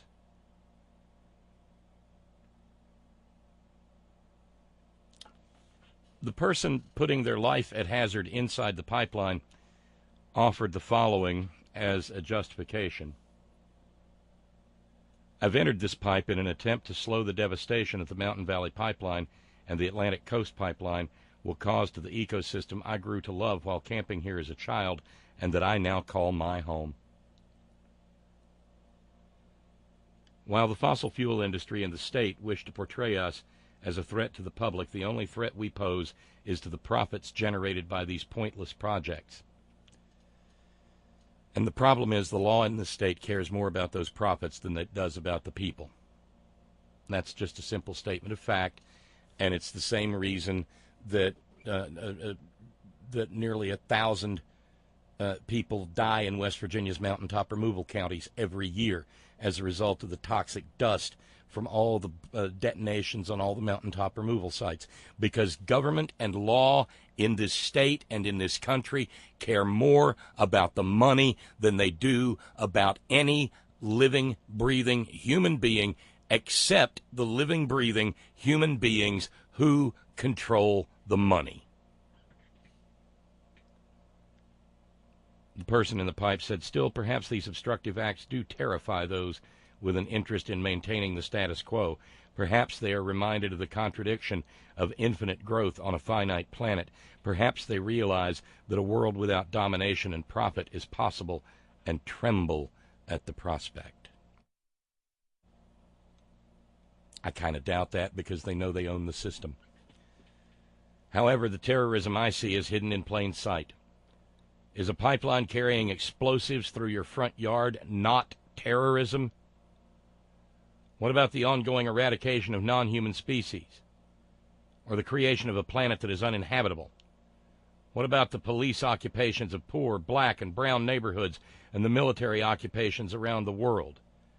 The millions of humans who are locked in cages, the need to sell our labor to survive, the surveillance and commodification of everyday life. Those with limited imagination say this subtler terrorism keeps us safe. Yet at best it leaves us isolated, anxious, and depressed. At worst it leaves us dead. Chances are you already know someone confronting these crises head on. The question is, will you join us?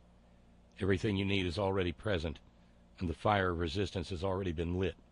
So make your plans, scheme your schemes, and I'll see you on the other side of the pipe.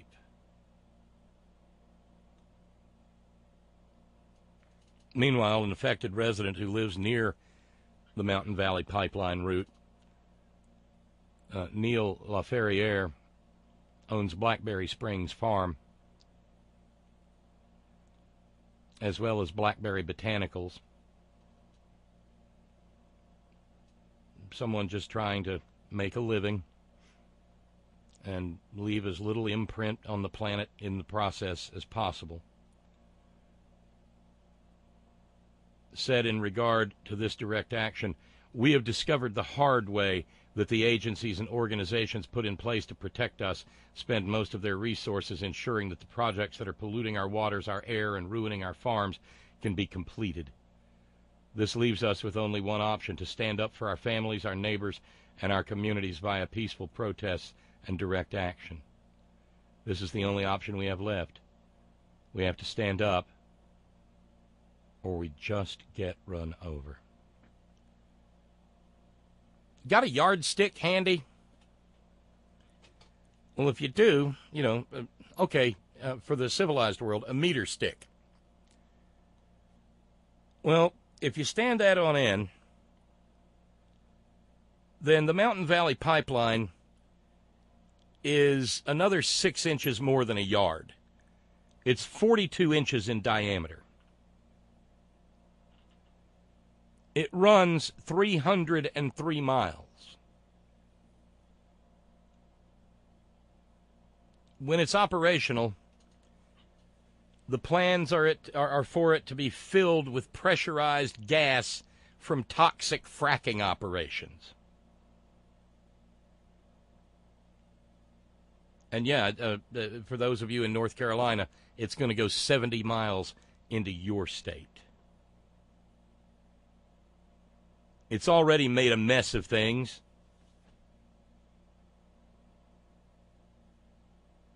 But the fact is, whatever mess they've already made there's no comparison between that and what's going to happen when the damn thing blows up. And here's another little fact. When the damn thing blows up, it will not blow up because of any terrorist activity or any environmentalists. It will blow up because that is what pipelines do. And depending on where it blows up, well, that's the only way we'll have any idea of how many people are imperiled. But it literally is high explosives, as the statement noted. It's a matter of high explosives running 24 hours a day, 7 days a week, 365 days a year, 3,650 days a decade.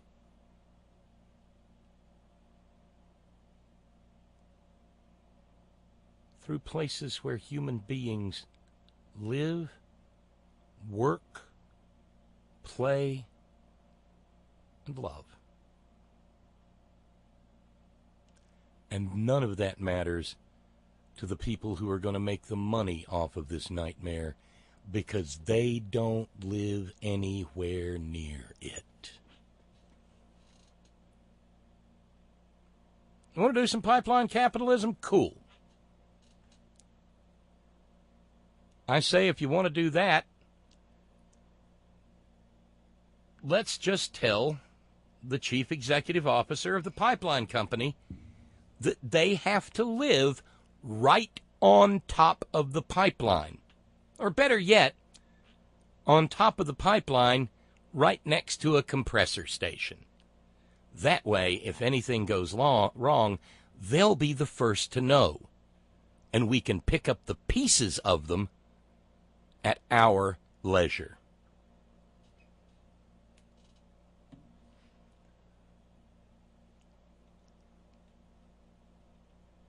Yeah, it is. Ron and Raleigh asks, is this the pipeline they want to run under the Appalachian Trail? I guess that doesn't violate any environmental regulations. Well, not if there aren't any regulations left to violate, it doesn't. And if it looks like there might be, well, that's why you change the rules in mid-job.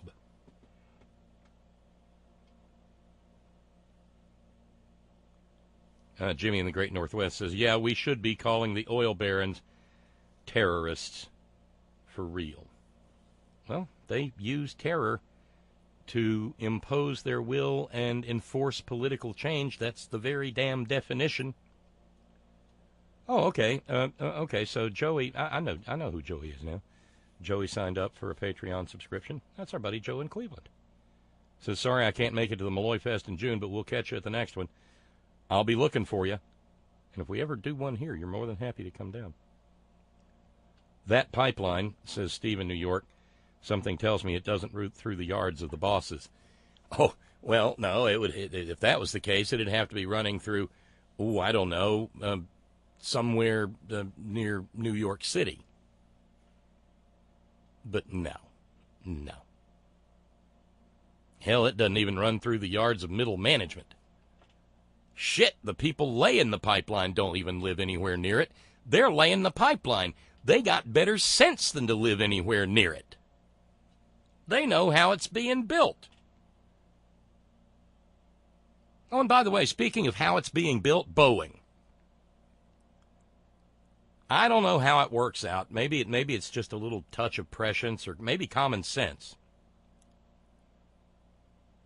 And I have to count on you to have listened to this program for a while to know I'm giving you the skinny. But months ago, I suggested that maybe it's not the best idea in the world to fly on any of the planes that Boeing manufactured at its non-union shitty facility in South Carolina. Oopsie. Yeah, it turns out that the government allowed Boeing's manufacturers, workers, to self-regulate their work, to self-inspect the work that they themselves had done. Ain't that just something? And it turns out that as a result of this self-regulation, well, there was a lot of bad work done on these planes. Bolts fucked up, seats loose. Now, when they got caught, Boeing said, "Wow, yeah, that may be the case, rumph, but we caught it all before we sent it on to the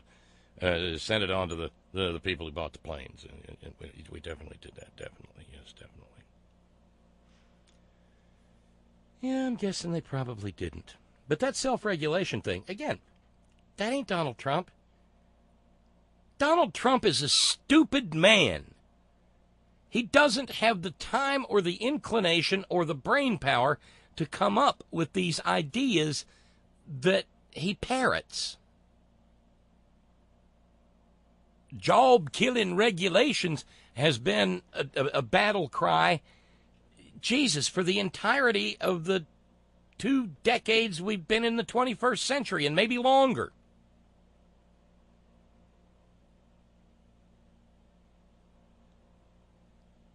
Self-inspections at meat processing plants. I remember during the Obama administration, when the Obama, is it the Department of Agriculture or the Food and Drug Administration? I can't remember which. They came up with this pilot plan for chicken processing plants to self-regulate the inspection of chickens. And penguins is practically chickens. And then they got a report that said it doesn't work. Bad things are coming out of the chicken plants. But the Obama administration said, well, hell. What's a little chicken shit in the chickens, right? And it blew through. Like shit through a goose. Same thing with pork. And now, aircraft. By the way, it wasn't like there was a problem with the manufacture of little two-seater planes at Boeing. This was a system-wide problem with the 787 Dreamliner. Uh-oh. Going back to the pipeline for a minute, a little bit of expertise coming from James in Illinois. Pipes are joined together by welding. Even if your welds are perfect, the next guy's won't be. Inspectors could be smart, but I've met some real idiots. And even if everything is perfect, they just can't figure on what Mother Nature is going to throw at it. No. But the problem is, they don't care.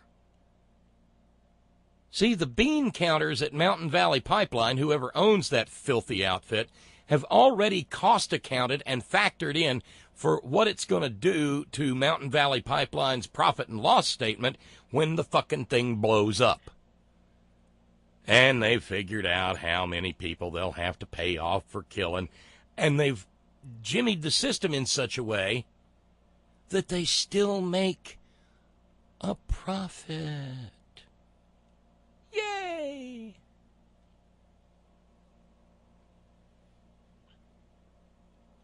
Steve in New York asks, at what point are we just going to make it official and change the nation's name to USA Inc.?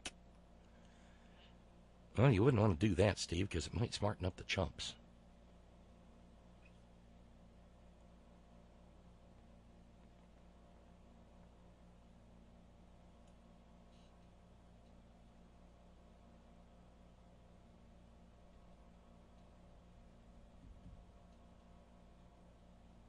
Isn't it funny how this relentless desire for profit it seems to just always be popping up in the midst of our desire to have a halfway decent little life before we shuffle off this mortal coil.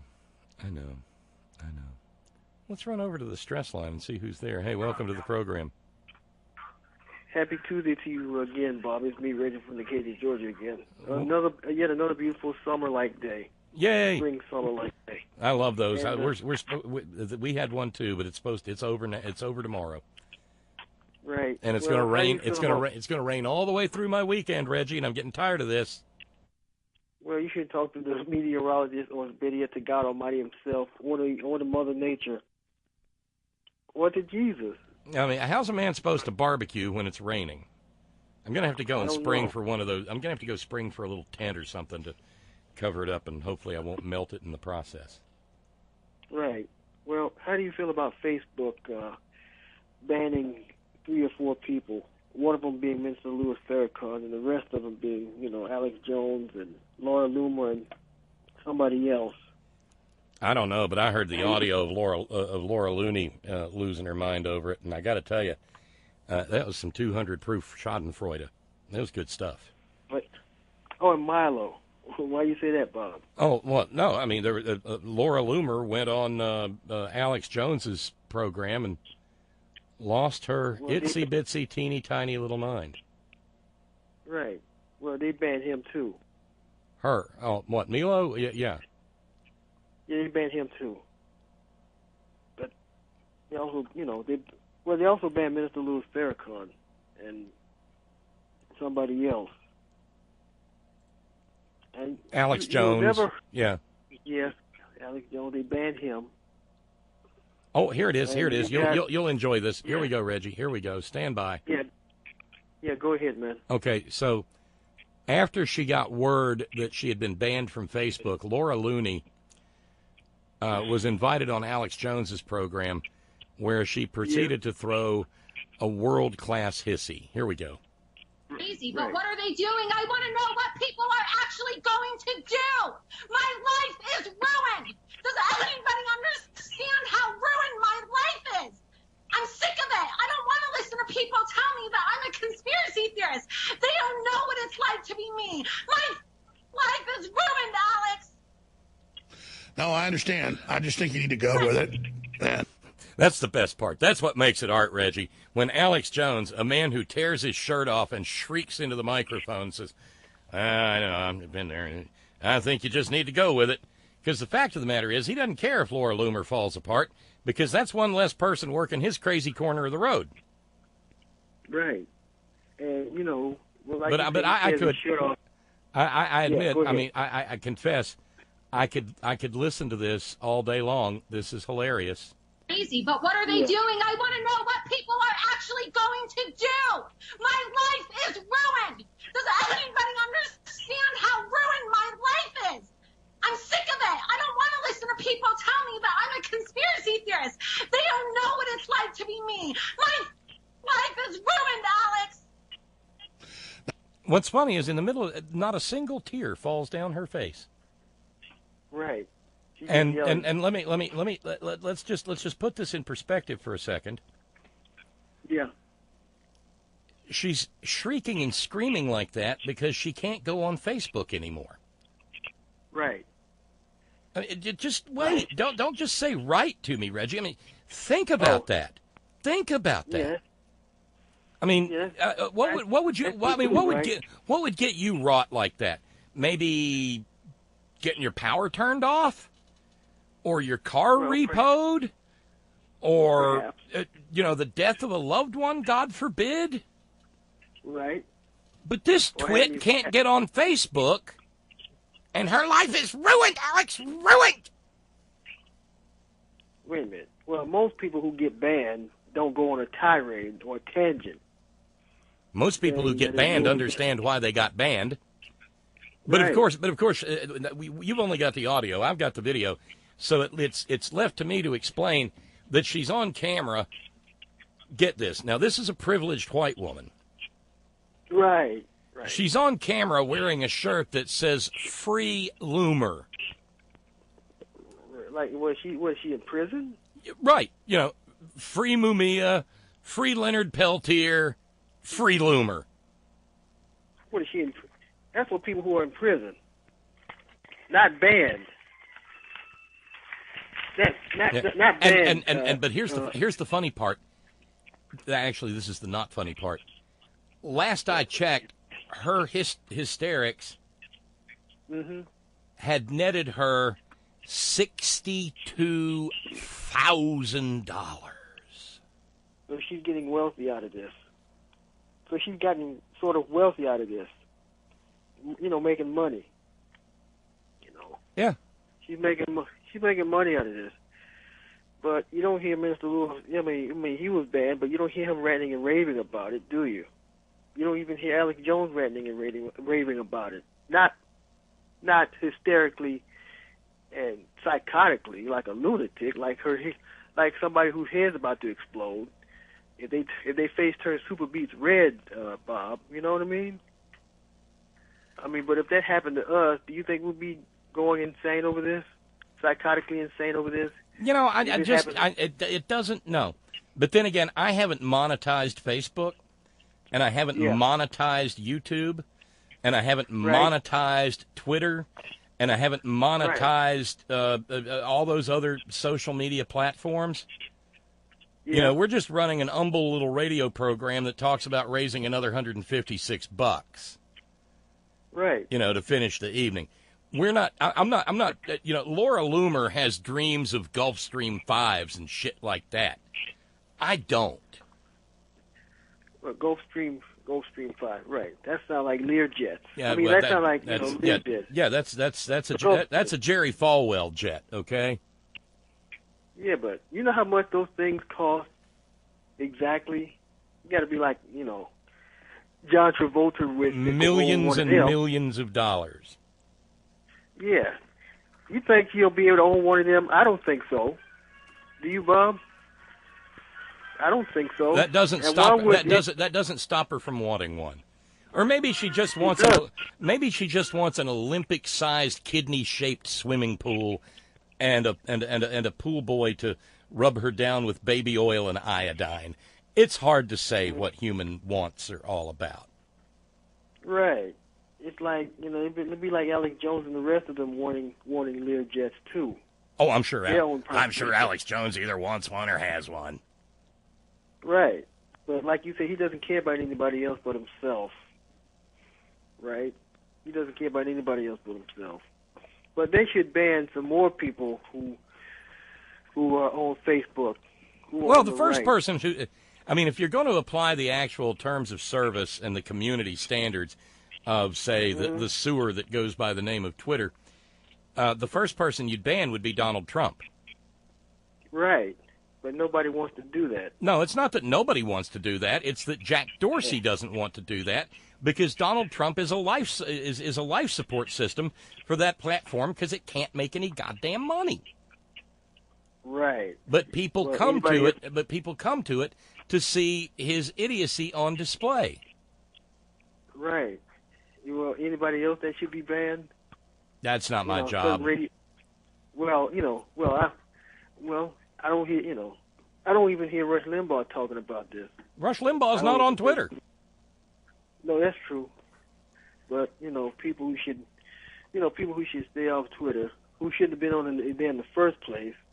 Like you said, there's such things as free speech, but there's a big, ginormous, vast, humongous difference between free speech and hate speech. One is protected, the other one's not.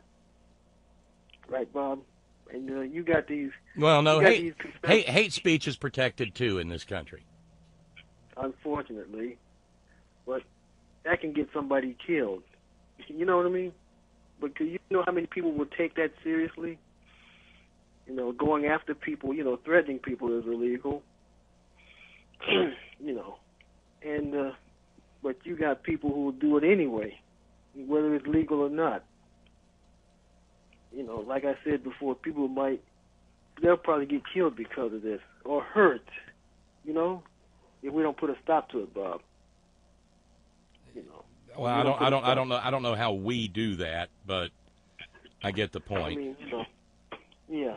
I mean, you know, people who spread fear, hate, well, hell, evil, you know, shouldn't be encouraged or tolerated. You know, it starts from the top all the way down to the bottom. You know, as you would call it, you got these Trumpanzees with their MAGA hats on, going to one of Trump's quote-unquote rallies, being encouraged by him, you know, to do all these things against normal, law-abiding citizens, you know, like such as ourselves. You know, Bub? You know, and nobody wants to do anything about that. You know, short of the law, you know, and, you know, even across the internet.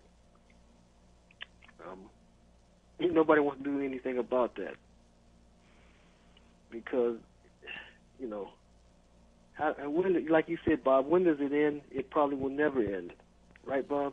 No. I'm not going to say it's never going to end, Reggie.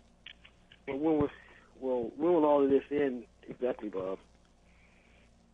I can't tell you that it will. I can't tell you that it will, Reggie, but I can tell you what the only hope is. What's our only hope, Bob? Okay, you're in Georgia, right? Right, Decatur, Georgia, to be exact. But yes, of course. Okay, yes, you're right. So you're in Georgia. Okay.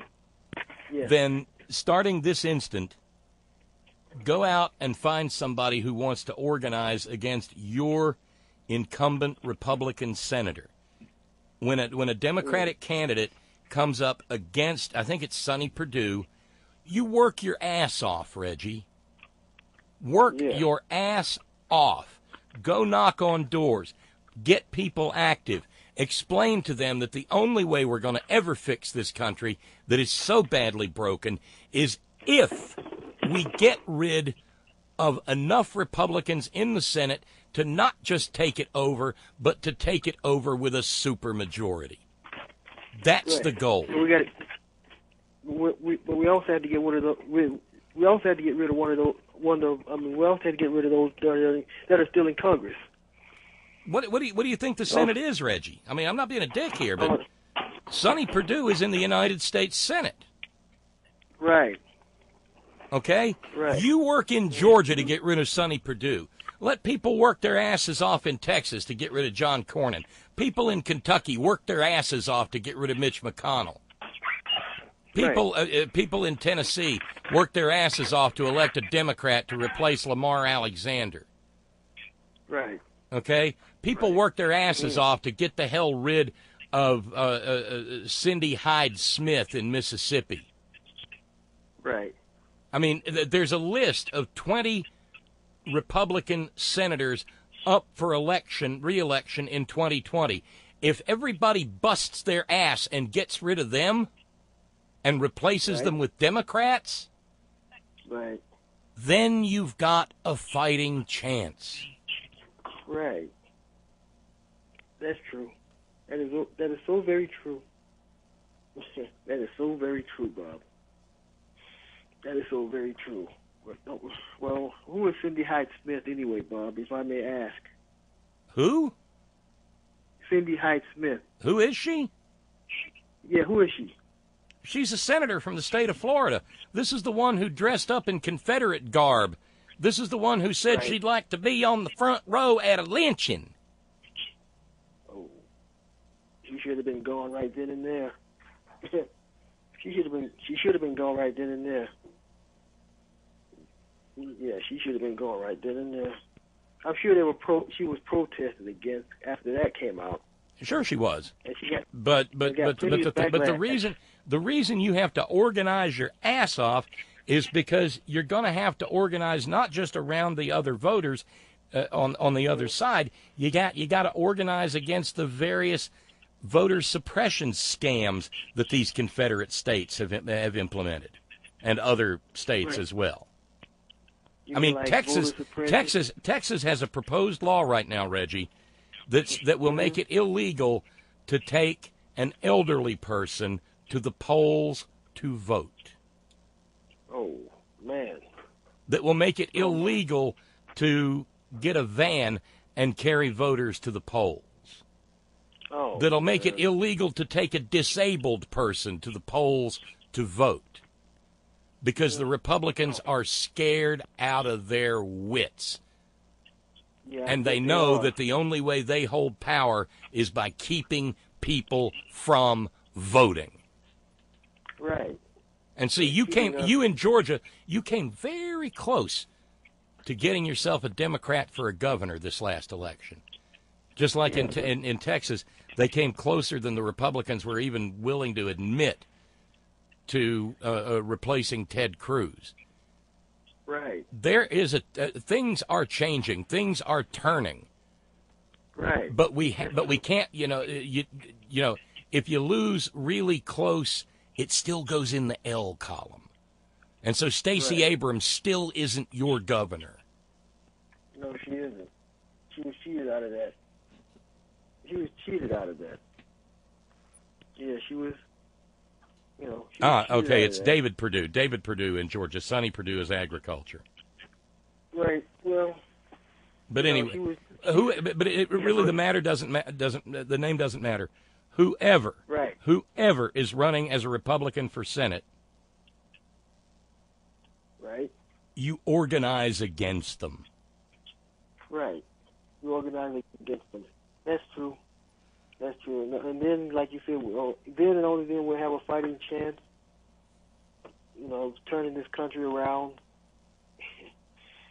To the way it should be. If we've got a Democrat House, a Democrat Senate with a 60-vote majority, a 60-vote supermajority, right, and we get rid of Donald Trump, the sky's the limit for what we can accomplish. Right. But we still have to clean up after him, so to speak. Oh yeah. After he's gone. Yeah, sure. But Reggie, I've detailed on this program probably well before you started listening. But the times in this country when great changes were effected are usually windows that are no more than 2 or 3 years wide. Right. Right. 2 or 3. Right. 2 or 3 and years so wide. A government that wants to make things better and is willing to bust its ass to do it can do it. Right. Like you said, it takes hard work, blood, sweat, tears, and commitment, and drive. All of that, Reggie. All of that. It does take all of that. Listen, my friend, you have yourself a good evening, and we will talk soon, okay? Enjoy the warm weather, man. You got a couple more hours of it, I think. Or at least an hour or so of it. Get out there, get out there and enjoy it. Right. Well, what about you, Bob? I hope you can do the same. Well, no, I'll be in here till after dark, but the sun will shine again, and I'm going to go out and play in it. Oh, good. Good. And one of these days it won't rain on. And one of these days it won't rain on the weekend, and I will barbecue. Oh, that's good, man. All right, you take care, Reggie. Yeah, you do too, Bob. Later, man. Don't work too hard now, Bob. Oh well, hard as I gotta. Hardly working. Right. Later. Bye now. Right. That's our buddy Reggie calling from Decatur. Hey, Scott. Hey, Bob. How are you? I'm here. I liked a phrase kind of popped out from that activist that you were quoting earlier. Isolated, anxious, and depressed. Well, that's me, Bob. I'm all of those things, plus much more. I don't know many activists who aren't. Yeah, well, it's a lonely life. Well, not to be disagreeable, Scott. It's not that it's so lonely or anything. There's lots of people around you when you're an activist because there's usually other activists. But the thing is, you don't get to turn it off at the end of the day. The people who are welding that Mountain Valley pipeline, they say quitting time. shut down the welders and everything, and they go home. Maybe they stop and get a 6-pack of beer, and job's over. And God knows it's the same thing if you're an executive or whatever. It's over at the end of the day, and you live this constantly bifurcated life where there's the you think you are, and there's the you that does all the evil shit you have to do in order to be the you think you are, and they never meet. But activists have only one them, and it's the them they are when they go to bed, and the them they are when they get up, and the them they are at lunch and dinner, and when they go to the John, and it's never away from you, and it will make you fucking crazy. Well, and I didn't express it maybe as well as I should have. But what I'm talking about an activist having a lonely life, I'm thinking in terms of people in places where activism is the exception as opposed to the rule. And you feel like you're the only person who knows that there's something terribly, terribly wrong. And it seems insurmountable that anything can be done to switch it around to a more workable, positive, appropriate state, So that's what I was meaning in terms of lonely. It's an individual battle, but luckily we can encounter others who are on the same wavelength. And like I remember a saying from the 60s, if I take my index finger and extend it and poke you 2 or 3 times in the chest, that's not going to cause you you may not even notice that it's happening. But when you get several index fingers and a thumb and you ball them up into a fist, not literally, but in terms of having a message that has some impact, you can start to make a difference. Because it's like the story of the mule. First, you've got to get their attention. And I think that's what you were describing to Jesse or Reggie, in terms of the Republicans are scared, even though they're not fessing up to it. They know that there's something in the wind. They know that there are people who are, as Howard Beale used to say, mad as hell and don't want to take it anymore. That's so there's some hope to be had if you're looking in the right place and you believe that something can at long last be done. And you're right about the window. It's not that window's open just a little crack for a limited time, and you've got to strike. And the examples of that, Scott, are crystal clear. The only reason we have land grant universities in the United States, mm-hmm. and you know what those are? Oh yes. The only reason we have them is that for a little bit of time, the South wasn't in the Congress, because land grant universities had been an idea going back almost to the beginning of the country. And every time it was brought up, the southern states said, well, we can't be having that. That ain't no limited government. And then everybody'd want to go to college, and who's going to chop the cotton then? And it worked. But for a couple of years, the South was out of the Congress, and all kinds of shit got done. Well, there's an idea that's come again. And but the same thing happens with the arrival of FDR. You get a 2 or 3 year window, and that's when things get done. There was a brief window with JFK, mm-hmm. and if you look at the Republicans, what's been done since Reagan, they damned well know it. Well, and that raises an interesting point. The limited time frame and the only marginally opened window. The time to begin to get engaged is not around election time. The time to begin to get engaged is now, where you're talking these things up among friends and relatives and associates who are of a like mind. Because this is what troubles me about the election cycles that we have in this country. The 6 months preceding it builds up month by month by month until finally it's a big frenzy, and that's all that most people are talking about. Well, that'll only carry you so far. If you weren't together and organized and, fired up and ready to go the day after the last election, for all practical purposes, you're diminishing the possibility of impact. Wouldn't you think? I mean, come on. Sure. And there's a lot of people on our side of the debate who think that that what's called ranked choice voting would be a great idea. Mm-hmm. And in a way, what you can kind of engage in your own little personal version of that.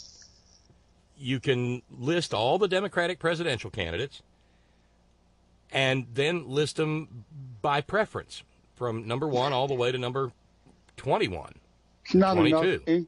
Not enough ink in my printer, Bob, to list all of the Democrats who have announced. I know, but work with me here. All right, I will. Because as you sit there and you rank your choices, what you're doing in a way is you're saying you're also comparing what you know about their policy positions and what you think about their effectiveness and their electability. And when you get down to number 22, you're still saying, but I'd rather have this person than Donald fucking Trump. Yeah, ultimately it should come down to that if you're thinking right. I mean, if I can say that the couple of candidates that I really, really don't like, I would still vote for as the nominee instead of Donald Trump, then it should be easy for just about anybody. Whereas if you on the one hand think, well, I'd like to have ranked choice voting, and then you put down one name and go, yeah, but I couldn't vote for any more of those, then you really don't want ranked choice voting, do you?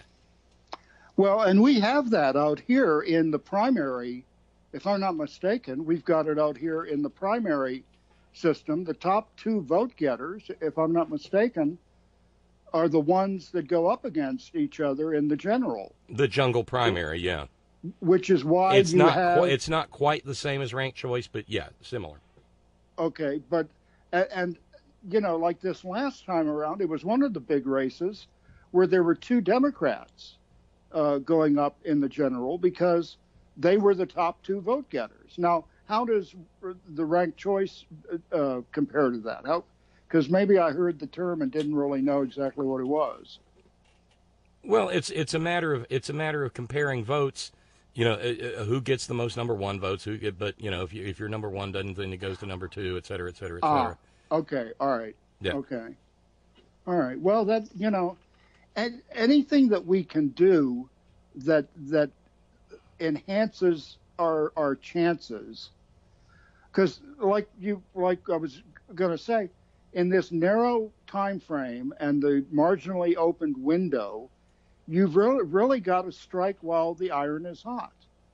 Whether you're making horseshoes or swords or whatever, and you've got to have your mindset engaged in such a way that, first of all, you can see the opportunity on the horizon as it's beginning to present itself, but then also be organized and ready and grouped up, so to speak, to take full advantage of it, because the other side is taking full advantage of whatever their advantages are or their strong points. And, nothing is more terrifying than the notion of a circular firing squad this time around, where we get real pissy about it, and our candidate didn't become the nominee, so I'm going to go out back and eat grass, like we saw happen in 2016. It just troubles me. I think there's actually a song about that. Nobody likes me. Everybody hates me. I'm going to eat some worms. Isn't that it? There you go. Yeah, that rings a bell. Now, let me ask you about this pipeline, not to jump topics all of a sudden. I can do that. What is the width of that natural gas pipeline out there? It is 42 inches in diameter, and it will run under high pressure. Well, hell, that's narrower than Trump's ass, 42 inches. Really? You made me jump through those hoops to get there? Oh, come on. Yeah. But it just is. You've got to laugh to keep from crying sometimes. I mean, you just do. And as noxious as he is, there is one good thing about Trump being exactly where he is and how he is. Those who find that he's a detestable chunk of scum, it just strengthens their resolve to vote that fucker the fuck out. Did you happen to see the news today that for the first time in his miserable tenure in office, I guess he's crossed the 50% approval line? Now, say that again. He's got 50% approval? Yep. Who did they ask, first of all? Didn't ask me. Well, no, they didn't ask me either, no landline here, so I ain't getting asked nothing. Is this like of potential voters, people who think they're going to vote, or? Well, I don't think it's 56% of the people who pick up cocktail weenies with toenail clippings. Well, no, because that would be north of 80. They're in the bag already. In more ways than one. I'd be interested to know which poll that was. Was it one of these stupid online polls? It wasn't Survey Monkey or anything like that, I don't think. I just saw it and went and kept moving. Because it was that or going to buy tequila. Well, you piqued my interest. On what basis could any rational human being step up and with a strong, steady voice? You lose. You use the word rational. What? Who were they asking, and on what basis did they make that? Well, I mean, I just told you I saw it and went and kept moving. I didn't absorb the details. Well, if you find out, let me know, because I'm taking them off my holiday card list. Well, Those I mean, people don't deserve to hear from me. This isn't like talk radio was back, generations ago. Let's ask the internet. All right. Trump approval. I'm glad you brought it rating, up, because that's worth talking about. 50%. I think.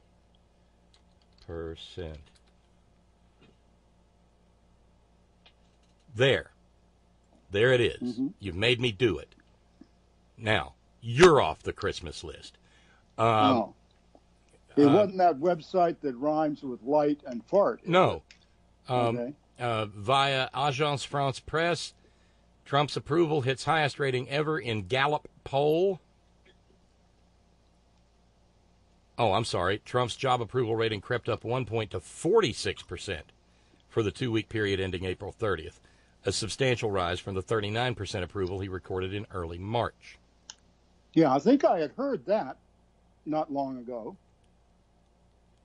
Disapproval remains at 50%, down from 57% on March 10th. So with the release of the Mueller report, he's actually gone up in the polls. Now, just imagine what happens if we initiate impeachment proceedings. I'm contemplating moving, I think it's to Colorado. I believe I saw a snippet of information on one of the news sites. I believe it's Colorado that's talking about making legal the use of hallucinogenic mushrooms. Maybe this is what I need to do, is see that law passed, go to wherever that is, and make a pizza with some of them mushrooms on it. We're through the fucking looking glass, Brother Bob. I mean, what the hell's going on? I expect Ed McMahon and Dick Clark to jump out from behind something and tell me I'm on TV's bloopers and practical jokes.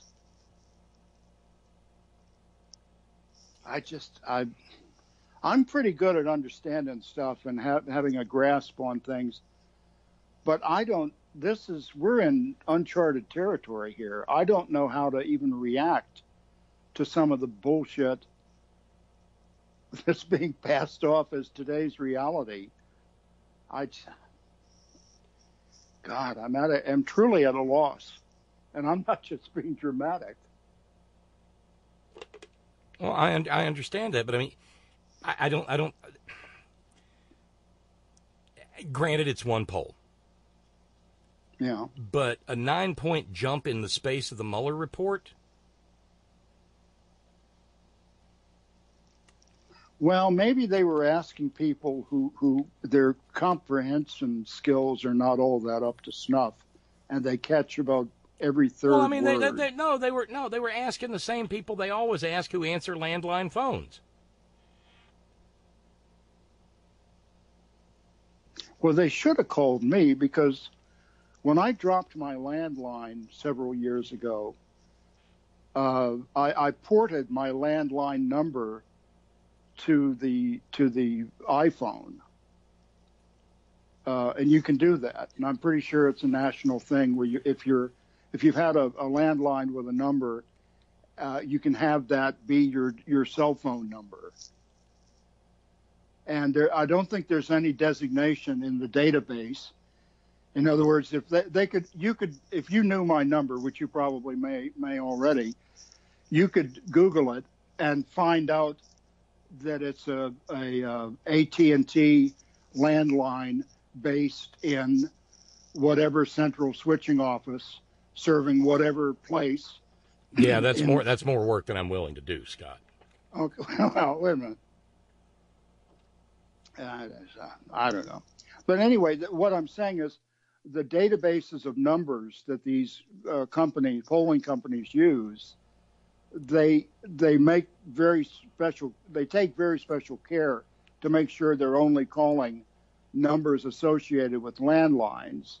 But in the case of a number that's ported from previous landline service, it doesn't show up as being on a cell phone, is what I'm trying to say. Right, I get that. So by rights, they ought to be calling me. I used to get called a lot about all kinds of stuff. And I wish more people would. And another thing I wish, Bob, is that you were here with me today, the last couple of days. Yeah? And do you know why? Why? Well, we're having the time of year that I love about San Diego weather. We have what you call your May gray, where the days are kind of cool and overcast more often than not. And that's usually followed by June gloom, where the skies are a little overcast many days of the month and the temperatures are cool. And then come July, they throw a switch and summer happens until late November. Okay? But it's a perfect time for me because in 2 weeks I've got my 2-year inspection on my housing situation. In other words, they're sending a guy in 2 weeks to give the place the once-over to make sure that it meets all of their requirements. And not being a very studious or committed housekeeper, I tend to let things go because it's just me and the cat, and we're used to one another's habits and the things that you leave stacked up, the cat likes to climb around on. It's symbiotic that way. Yeah, I think in a previous life she was Sir Edmund Hillary. And why does she climb these things? Because they're there. But anyway, the past few days I've been pitching and sorting, and I've got in mind some rearranging to do in terms of the furniture. And I've got a rug that I'm going to put down that I've had since I moved here and just never got around to putting it down, And if you were here, you could watch me do it, or you could carry something out back and put it in the dumpster. Or help unroll the rug. Absolutely. You never know when Indeed. Cleopatra is going to be in one of those. Yes. A little the worse for wear these days, but nonetheless, it'd be pretty exciting. Or one of the Three Stooges. Didn't they have a bit where one of them, Chemp or Curly or one of them? Sure they did, and they stole it from Cleopatra. Oh, all right. Well, anyway. Is that all I got today? I don't. Oh, now this company that's in charge of this pipeline. Yes. I know in state and federal contracts, when they're hooking up with a contractor to do something, the work goes to the lowest bidder. Are we in one of those situations with a private company? Oh, it's strictly private. So, I mean, no, they were kind of they were at their liberty to hire who they chose. I mean, they're certainly doing it mostly non-union, I think. No, that would be maybe I'm wrong. But what I'm getting at, you mentioned the welding issues. One guy's weld may be perfect, but the guy welding the next section. Oh, and I can vouch for what James said, because it was 3 summers ago now, maybe. No, it was 2. No, 3 summers ago. No, 2. Sorry, confusing. You're making me dizzy. Stop. I know. I was, but I went up to D.C. For the National Academy of Science meeting about the review of the mountaintop removal health data, which subsequently got quashed and suppressed by the Trump regime. So that's how I knew it was 2 years ago. And because we were traveling on the cheap, I stayed at a Red Roof Inn out in Manassas, Virginia. Oh, yeah. Some of my people used to live in Manassas. I know. I've heard about them. There was an auntie who had a thing for wrestling, wasn't there? Well, no, those were the nearby aunties. This was Big Grandma. Oh, okay. This was my paternal grandmother's mother, who didn't speak English. I think the only word she knew was no. What did she speak? Slovak. Oh, okay. And when we were little kids, she was still around. She lived until, I think, 1961 or 2, somewhere in there. And my grandmother's sister, Aunt Ann, would bring Big Grandma up from the country to stay with our grandma for a day or two. And this was a big deal to see Big Grandma. And she's just typical Eastern European woman, white hair, lined, wrinkled old face, wearing her kerchief, speaking maybe a word or two of English. And we thought she was talking Martian or something, because we had never encountered a native speaker of Slovak or Slovakian. Which would it be? I'm not sure. Well, whatever. But she was something else. I mean, you think back to the old folks that you were really too young to ask them anything meaningful or to get a sense of their history. Because you got to figure, she and my grandmother, and I think another sibling of hers, came over. Well, but anyway, but anyway, because we're going to wait a minute. We're going to lose this thread in a second. All right. Anyway, I was running on the cheap, so. I wound up at you were at Red Roof in Manassas. the Red Roof in Manassas, Virginia, and it was a great place. I mean, I as soon as I got there, I called the boss and I said, "Honey, if you pick up the paper and it says, murder in Manassas, I may not be coming home because this place is kind of sketchy." Oh. And I think I know that place now that you mentioned it. So I was next door neighbors with a welder. Oh. From Houma, Louisiana. Oh dear. And he had him big old pick 'em up truck with a big old welding rig on it. Yeah, I'm working on pipeline. And he had a folding lawn chair that he would set up outside the door of his motel room where he'd been living for months, and a cooler with beer in it. And the minute I got there, he proceeded to regale me with lots of stories about goddamn unions and them fucking gingers. Only we understand that wasn't the word he was using. Yes, I think, when you say ginger, most people would think of Prince Harry. That's not who. No, there's another word that has all the same letters that I despise. Yeah, okay. And went on at length until I sort of went in the door and barricaded. Oh, I hear my mother calling. That sort of thing. But I thought of him when James wrote earlier, because, yeah, that's the guy That's one of the guys to whom we are entrusting the safety of a high-pressure natural gas pipeline. You know, his mind obviously is not on his work. He's talking about being economically disadvantaged and pissed off that somebody's got something that he ain't. And we know who those somebodies are. Goddamn union. Yeah.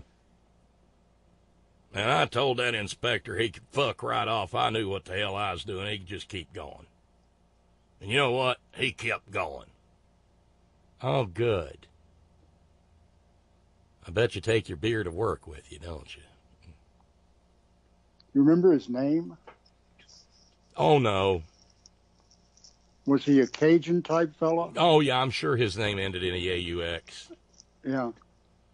Ribido, Thibodeau, Fibido, Libido, Bobido. His experience of unions, did he go into any detail what his issue was with unions? Well, they just take your money and you don't get nothing for it, and then when they fire you for being drunk on the job, they won't even stand up for you and defend you. Well, you'll find that in a lot of companies that are not. Well, you know, I mean, I figured he probably I figured he probably had a small arsenal in his rooms, and you know, the walls weren't particularly thick, Scott, so I didn't want to press the issue. A red roof. Hell, you didn't even get carpet. It was a hard linoleum floor. See, I think back. And even in high July, 70s, that son of a bitch was cold when you got up in the morning. Yeah. I think back, Bob, to the late 70s and into the 80s when I was working for Ma Bell in the D.C. area, and then I transferred out to Kansas City.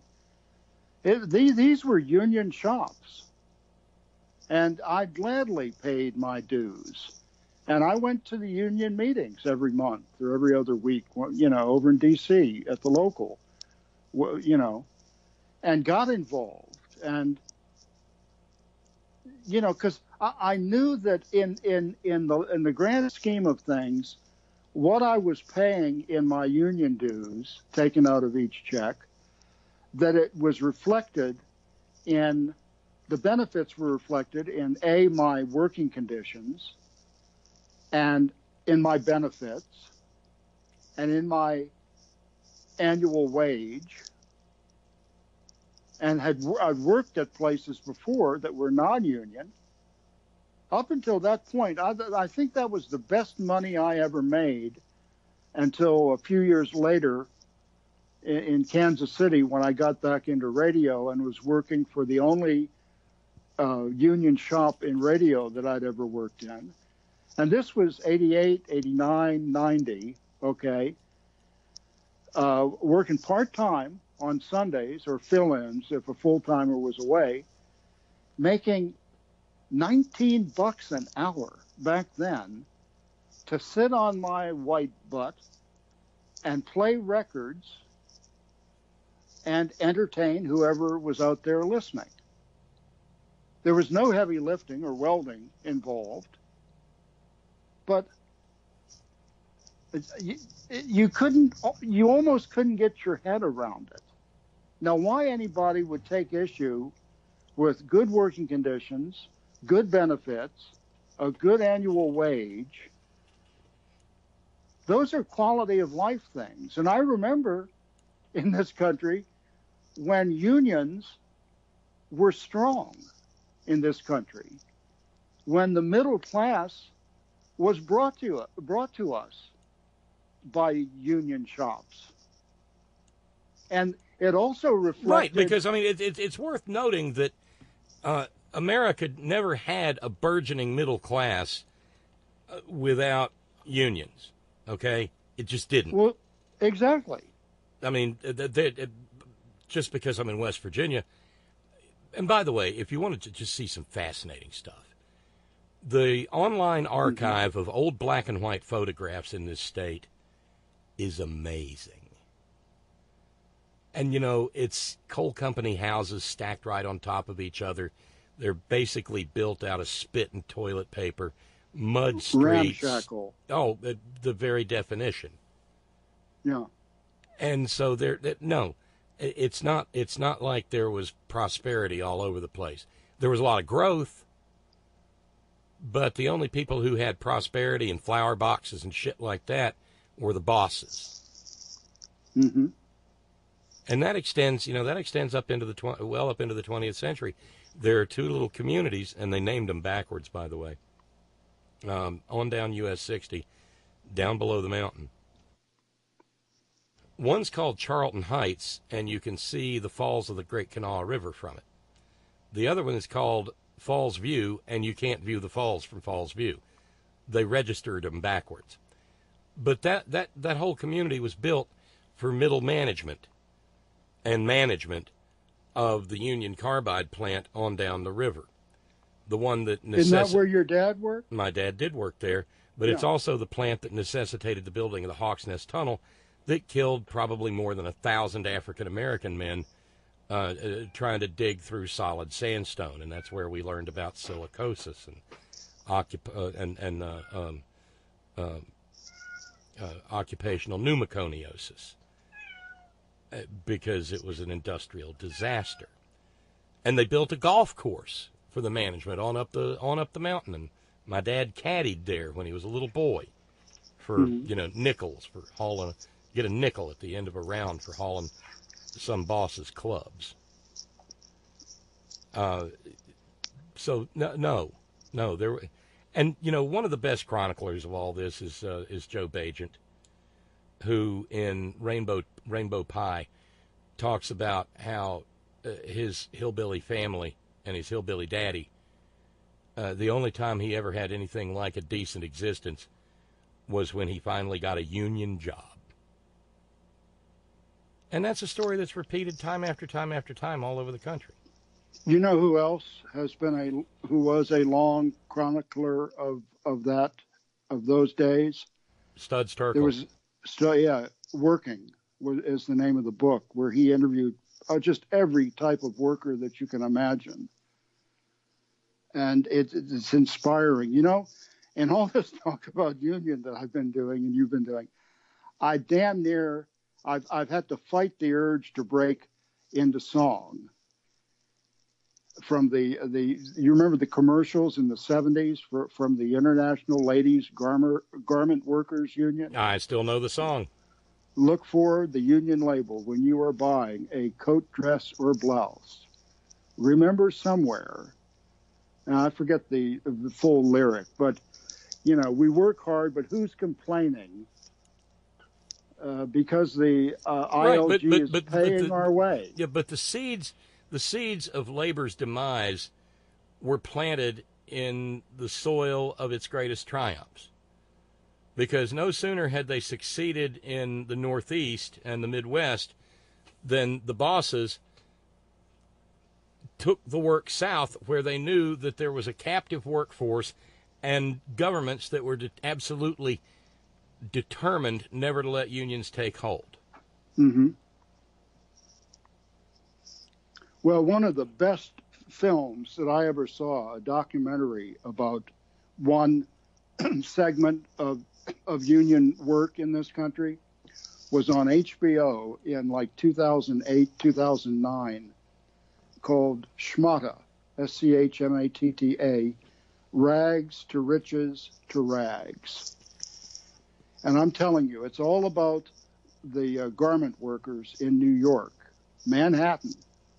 And there was a time, up until recent history, where the garment workers in Manhattan, in New York, it was one of the biggest industries in that region.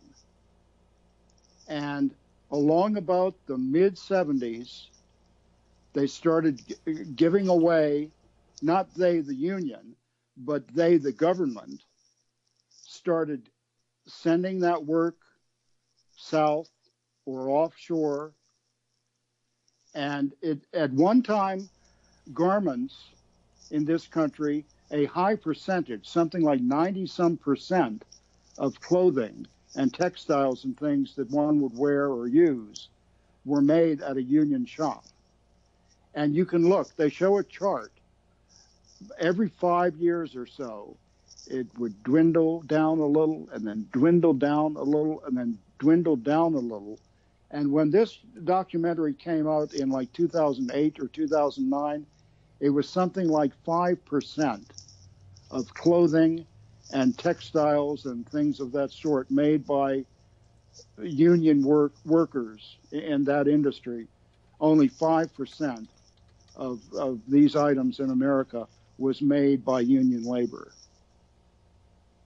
And it's heartbreaking because we did it to ourselves. We mindlessly elected people who did not have our best interests at heart. And I know I'm preaching to the choir here, but it makes me mad. And there's a window that we didn't even see get open and didn't even pay strong enough attention to these horrible degradations as they were occurring. And I don't know what accounts for that, really. I mean, what were we all doing in the 70s and into the 80s? Had we napped and decided not to pay as close attention? No, we bought great big quart bottles of the Republican snake oil.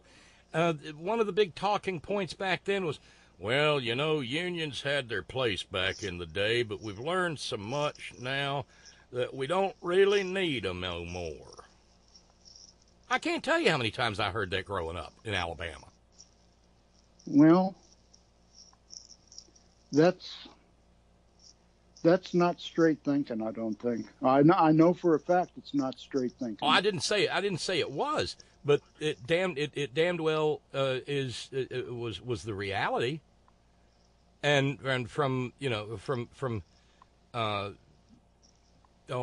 your guts, you know he's nuts. Goldwater. Yeah, from Goldwater. Well, not even from look, the Taft-Hartley Act, and my buddy Rick Smith is much better on this than I am. But, you know, once upon a time, we had the National Labor Relations Act. And then those godforsaken Tafts from Ohio, there's a statute to this Taft in question in a park just down from Capitol Hill. And I remember the first time I was ever there, me and Boss Man Wayne were there, and I went over and spit on that statue. Good for you. Because that Republican son of a bitch was the man who took the teeth out of the National Labor Relations Act. Now, are we talking Robert Taft? Yes. Who was like the grandson of Yes. William Howard? Yes. Okay. Total dirtbag. Yeah. Corrupt as the day is long and a piece of shit. And the only thing the Taft-Hartley Act did was remove the rights of unions to strenuously withhold their labor. Mm-hmm. And so Eisenhower despised unions. Goldwater despised unions. Nixon despised unions. He kept despising unions. Ford despised unions.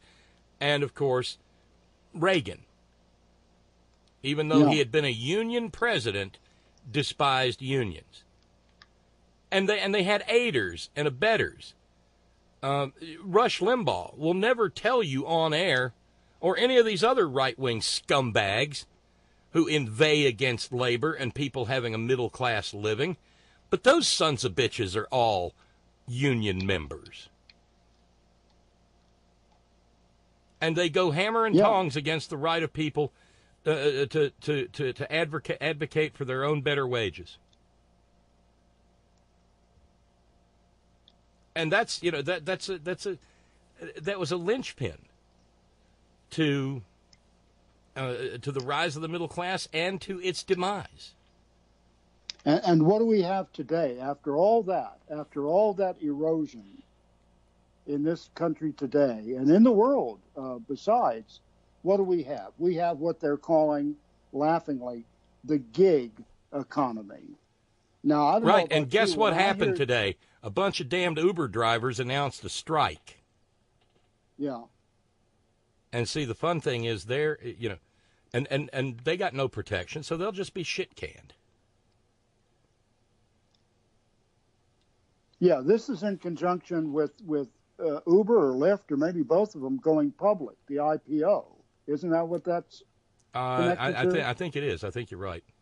Yeah. Now, when you're a good old country boy, you know what it is to go out and gig a frog, don't you? I have been gigging. Okay. Well, when I hear the term gig economy, I don't think in terms of a slang word for a job. I think, worker, you're getting yourself gigged. Yeah, no, you're sitting there impaled on a little tiny trident and being held up and looked at. Yeah. And they're going to lop your legs off and roll them in flour and fucking fry them. Yeah. Goody. Hey, Grandpa, what's for supper? Worker. And it tastes like chicken. What did the first person who ever tasted chicken say it tasted a lot like? Probably frog. Well, maybe. I don't know. And I've had frog's legs before. By the way, you were in radio, so you know what a kicker is, right? Yeah. I got a kicker for us. Uh-oh. Because every now and then we got to have a fun story. Well, at least an interesting story. Yeah, this is human. This is Florida woman.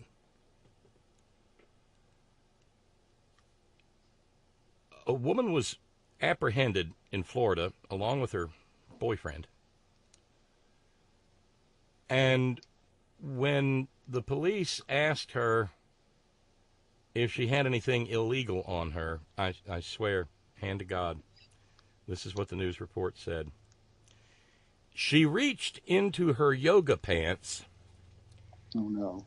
And withdrew a 1-foot-long alligator.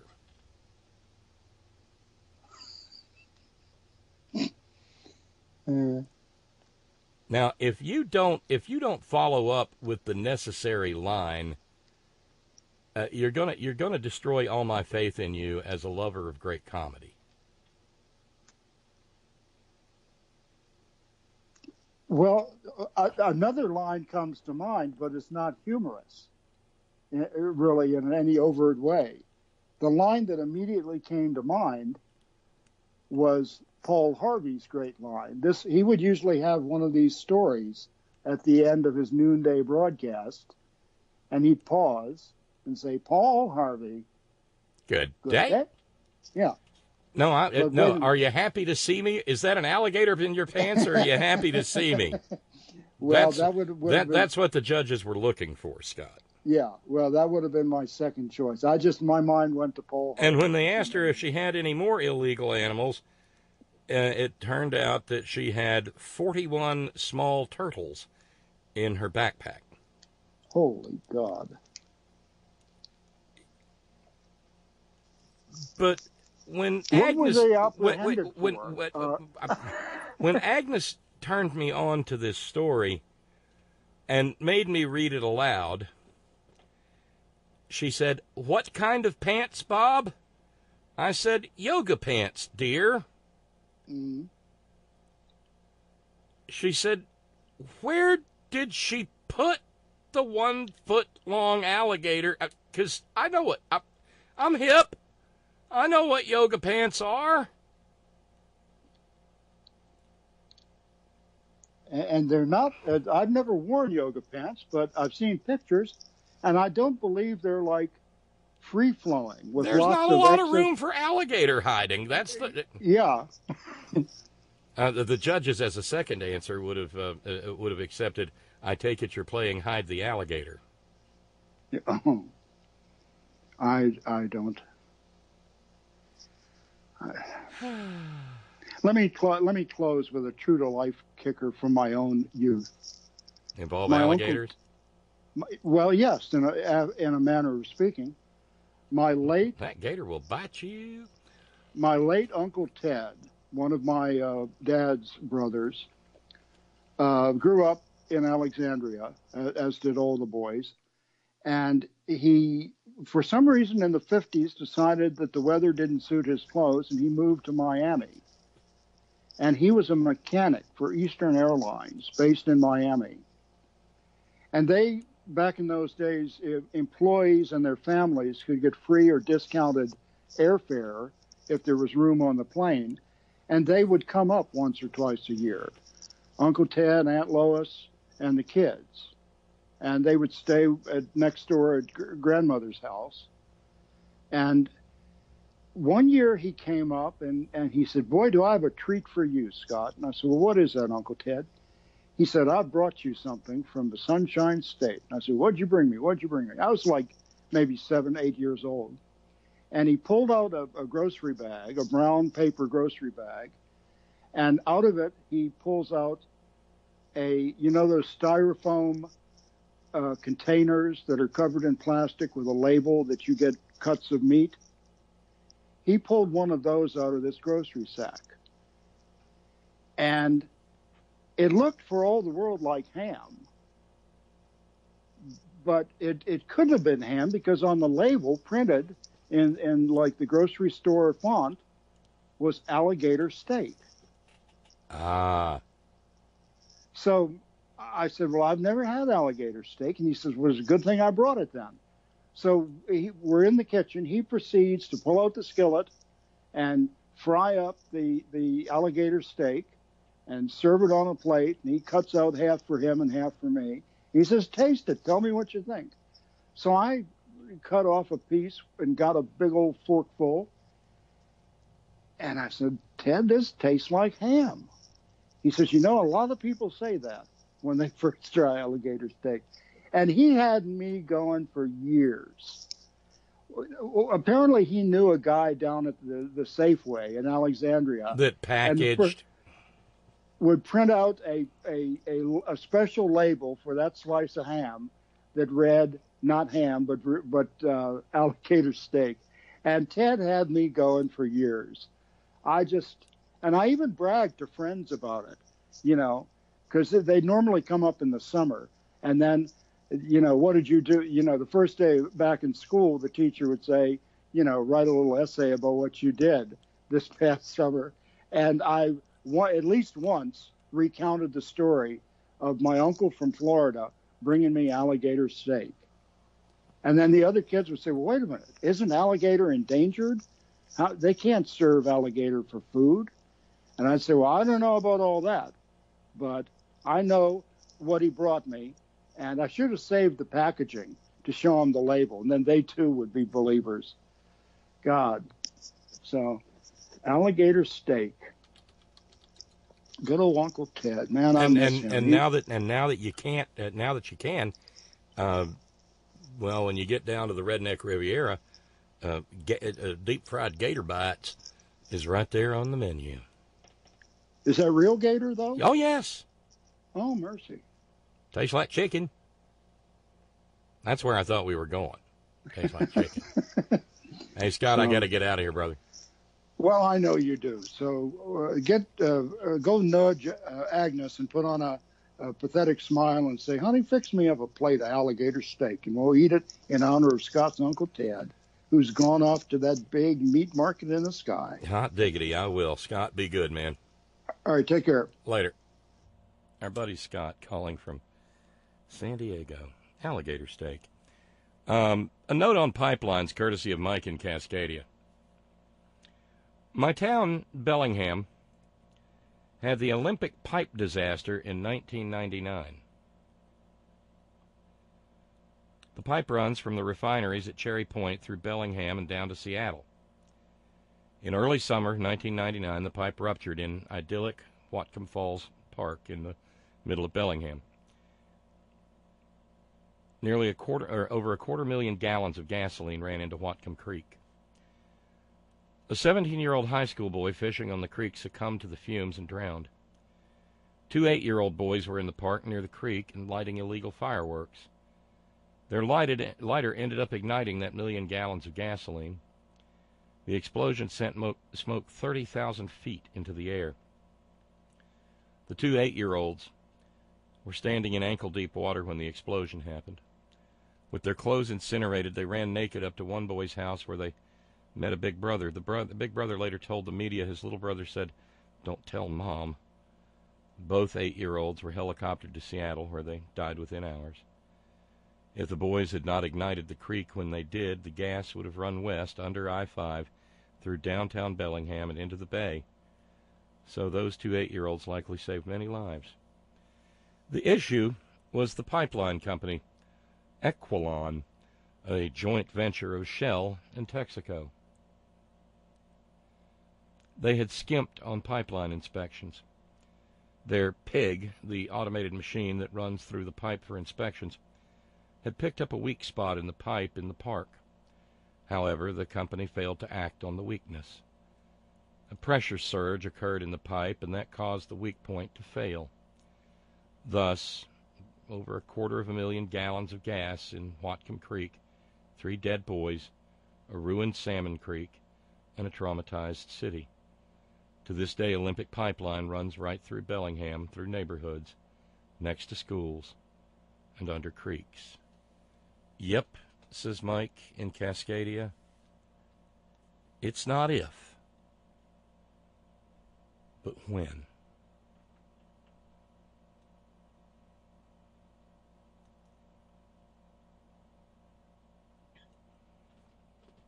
Not if, but when. And so we come to the end of the program. We finished with $156 left to raise, so we'll just put that on tomorrow.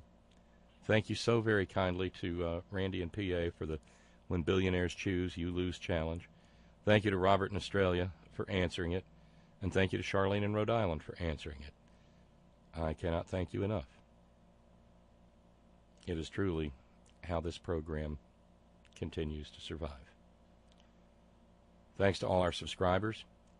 Thanks to all of you who share your precious finite time engaging in this little program, however you so do.